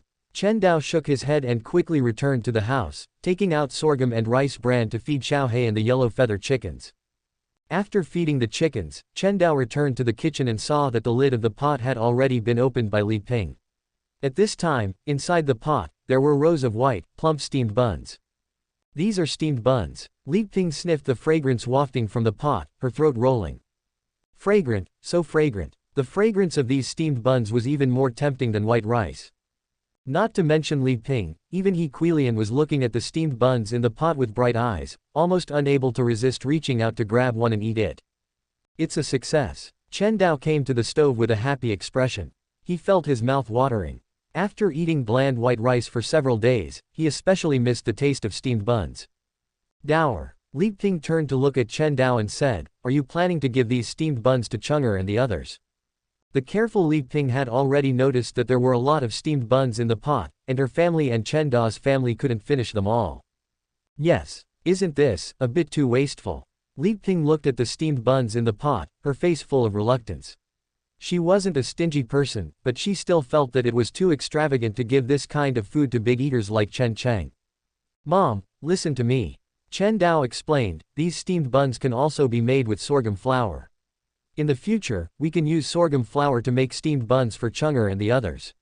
And Mom, don't you think that eating steamed buns can actually reduce our grain consumption?" "Is that so?" Li Ping's brain obviously hadn't turned the corner. He Quilian on the side pondered and said, "I've eaten steamed buns before. This food fills you up very quickly, but you also get hungry quickly." "Daoer, do you mean that?" "Almost." Chen Dao nodded. Anyone who had eaten steamed buns knew that this thing was relatively fluffy and filled you up quickly. Using this thing as food for Chen Cheng's group of laborers was definitely much more grain-saving than porridge, and Chen Cheng's group would definitely not have any complaints. After all, compared to porridge, the taste of steamed buns was much better. Chapter 39 Delicious Steamed Buns, Envious Villagers. "All right." Li Ping nodded in agreement. Then, the three of them put the steamed buns into the wooden bucket, covered it with a cloth, and carried the bucket to the construction site. At the construction site, Chen Cheng and the other 5 had arrived early and were taking shelter under a tree. Chen Da stood aside, seemingly lost in thought. Not far away, many villagers who had woken up early were gathering in groups, planning to watch the excitement. Just then, Chen Dao, Li Ping, and He Quilian walked over carrying the wooden bucket. Chen Cheng and the others' eyes lit up quickly, and they hurriedly surrounded them. "Is it time to eat?" Chen Shi asked with shining eyes. His enthusiasm for eating was no less than Chen Cheng's. "You're in for a treat today." Li Ping lifted the cloth covering the wooden bucket, and in the next moment, a rich aroma spread out. So fragrant. A villager watching the excitement in the distance immediately swallowed his saliva. "What kind of smell is this? It's so fragrant. This fragrance, what kind of food is this? Could it be white rice? Definitely not. I've eaten white rice, it's not this flavor. Then what is it?" The villagers watching the excitement stood on tiptoe, trying to see the appearance of the food inside the wooden bucket, but because of the distance, they could only vaguely see a touch of white and couldn't judge what it was. Chen Cheng and the others, who were closer, looked at the snow-white, round steamed buns in the bucket, swallowing hard. "Are these steamed buns?" Chen Si was indeed someone who had been to the city many times, and he recognized the appearance of the steamed buns at first glance. "What are steamed buns?" Chen Cheng couldn't help but ask, while also swallowing his saliva, almost unable to resist reaching out to grab a steamed bun from the bucket. "Steamed buns are a good thing," Chen Zhong explained to him. "This is food made from white flour. It sells for 3 copper coins each in the city now." 3 copper coins each. Chen Cheng, Chen Shi, and Chen Mu were immediately stunned. The steamed buns in the bucket were only the size of a fist, yet such a small steamed bun would sell for 3 copper coins each. Could it be that this was food for the gods? "Come and eat." Chen Dao looked at the expressions of the Chen Cheng brothers with a smile, grabbed a steamed bun from the bucket, and handed it to Chen Cheng. "Brother Cheng, try it and see how it tastes." Chen Cheng looked at the snow-white steamed bun in front of him, then looked at his dark palms, and couldn't help but take a step back. "Brother Dao, this food is too precious, I dare not eat it." "Yes." The Chen Shi brothers also nodded like chicks pecking rice. They really couldn't afford steamed buns that cost 2 copper coins each. "If you don't eat, I'll eat." Chen Dao directly stuffed the steamed bun into his mouth and took a bite. The unique wheat fragrance burst in his mouth, and Chen Dao couldn't help but narrow his eyes slightly, feeling the aroma of the steamed bun. It must be said that the taste of steamed buns is indeed much better than white rice. The soft taste is extremely satisfying. "Ah." Seeing Chen Dao bite off half of the steamed bun in one bite, Chen Cheng opened his mouth, feeling a little tempted but still forcibly resisted the desire. In his opinion, a steamed bun that cost 3 copper coins was too precious, and he was somewhat hesitant. "Eat it quickly, Brother Cheng." Chen Dao patted Chen Cheng's arm after swallowing a mouthful of steamed bun and said, This food is prepared for you, if you don't eat it, wouldn't it be a waste? Really prepared for us? Chen Shi asked in disbelief. Of course. Chen Dao nodded affirmatively. Seeing this, everyone no longer hesitated. Chen Zhong quickly took a steamed bun from Li Ping's hand and took a bite. Ah, so fragrant. The unique wheat fragrance burst in his mouth. Chen Zhong chewed the steamed bun in his mouth carefully, only feeling the fragrance becoming stronger and stronger. At the same time, a unique sweetness spread in his mouth. This steamed bun is so delicious. Chen Si also praised it incessantly. Although he had been to the city, he had never eaten steamed buns. Now that he tasted the flavor of steamed buns, he understood why the steamed buns in the city could be sold so expensively. This taste is even better than white rice. I'll have one too. Chen Cheng took a steamed bun and ate it in one bite, and a satisfied expression appeared on his face. The rich wheat fragrance of the steamed bun and the sweetness produced when chewing made Chen Cheng narrow his eyes slightly, only feeling that this was the most delicious food in the world, without one. Auntie, please give me another one. Chen Cheng, who quickly finished a steamed bun, reached out and took another one, continuing to eat. One more. One more. After eating 5 steamed buns in a row, Chen Cheng felt a slight sense of fullness, touched his lower abdomen, and said, "This steamed bun is so delicious. I can eat 5 more. Don't worry, there are plenty of steamed buns." Chen Dao handed Chen Cheng a cup of water with a smile. "Brother Cheng, drink some water first. Eating only steamed buns is too dry and easy to choke on." "Thank you, Brother Dao." Chen Cheng was moved in his heart. Chen Dao was really good to him, not minding that he ate a lot, and taking care of him in every way. At this time, he was already wholeheartedly devoted to Chen Dao. Chen Shi and Chen Mu also looked at the teenage Chen Dao, feeling moved in their hearts. Chen Dao really had nothing to say to their 3 brothers, not only taking out steamed buns that cost 2 copper coins each for them to eat, but also worrying about their eldest brother choking. At this moment, the 3 brothers couldn't help but have the idea of wanting to do anything for Chen Dao. What they are eating seems to be steamed buns. Not far away, a villager watching finally recognized the food that Chen Cheng and the others were holding, and a strong look of envy burst out in his eyes. Steamed buns. They are actually eating steamed buns. This eating is better than the landlord's. Damn it. Why didn't Brother Dao ask me to build his house? I also want to eat steamed buns. The life of the gods is nothing more than this, right? Not to mention eating sorghum noodles every meal, but also having steamed buns to eat. I have lived for more than 30 years and have never eaten a steamed bun. The villagers looked at Chen Cheng and the others who were gobbling down the food, and the envy in their eyes almost materialized. They had only seen and heard of steamed buns, but they had never tasted them. In their opinion, this kind of food was something that only decent people in the city could afford, but at this time, Chen Cheng and the others were swallowing one steamed bun after another in front of them. How could they not be envious? Especially when they thought about eating bran every meal at home, while Chen Cheng and a few others were eating steamed buns that were even better than white rice. It would be okay if there was no comparison, but once there was a comparison, the sense of gap instantly made these villagers feel bad. Most importantly, standing not far away, they could just smell the aroma of steamed buns floating in the air. The overbearing wheat fragrance instantly made many villagers who had just eaten breakfast feel a strong sense of hunger. Chapter 40. Precious food. The villagers swallowed, watching with envy. Chen Cheng, on the other hand, devoured one bun after another, eating with great relish.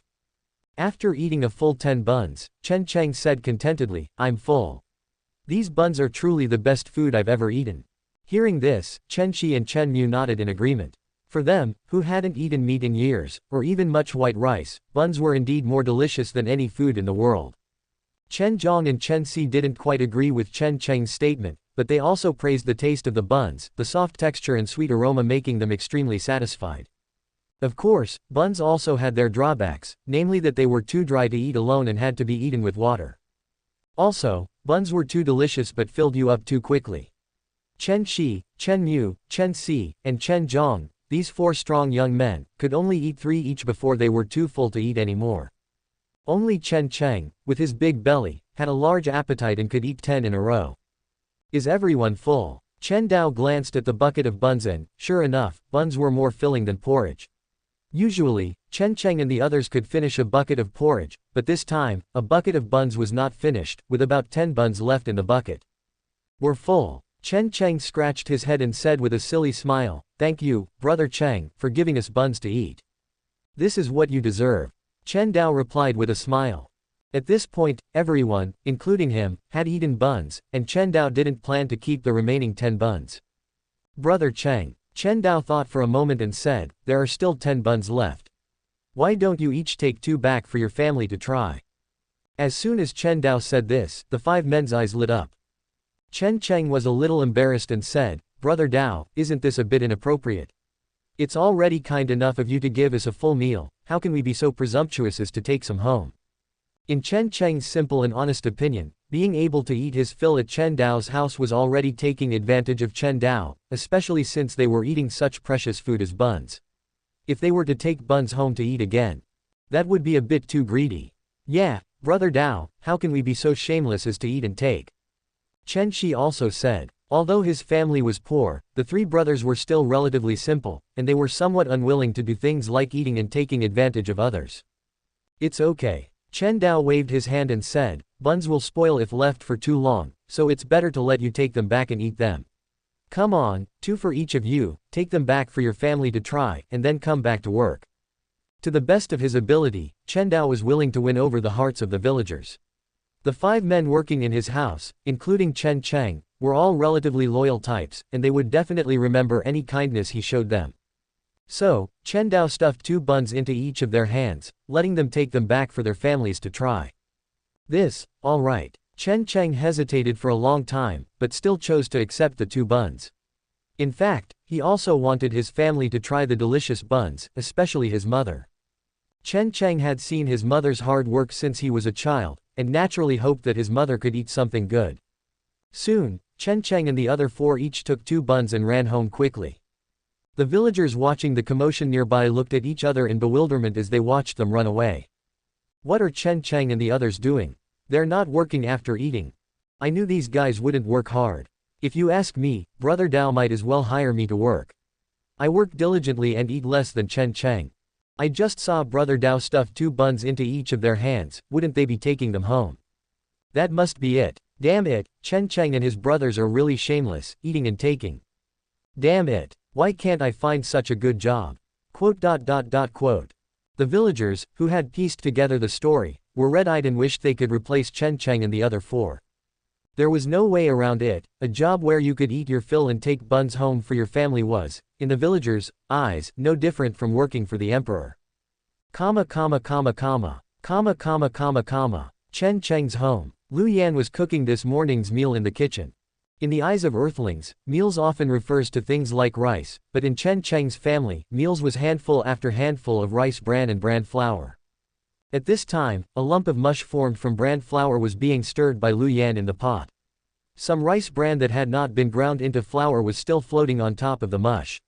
This was the morning meal for Lu Yan's 3 minor children and Lu Yan. "Mom, we're back." At this moment, Lu Yan's ears twitched, and she heard a loud voice coming from outside the house. Why is Cheng back? Lu Yan's heart tightened. At this time, Chen Cheng and the others were supposed to be working at Chen Dao's house. Why would they run home at this time? Could it be? Just as Lu Yan had a bad thought in her mind, Chen Cheng and his 3 brothers ran into the kitchen. "Mom, we're back. Why are you back?" Lu Yan looked at the happy Chen Cheng and his brothers, but there was no joy on her face. Instead, her heart was heavy. Chen Cheng and his 3 brothers went to Chen Dao's house to help with work, which reduced a lot of food pressure on their family. At this time, the 3 of them returned home early, which made it difficult for Lu Yan to have bad thoughts. "Mom, look what we brought back."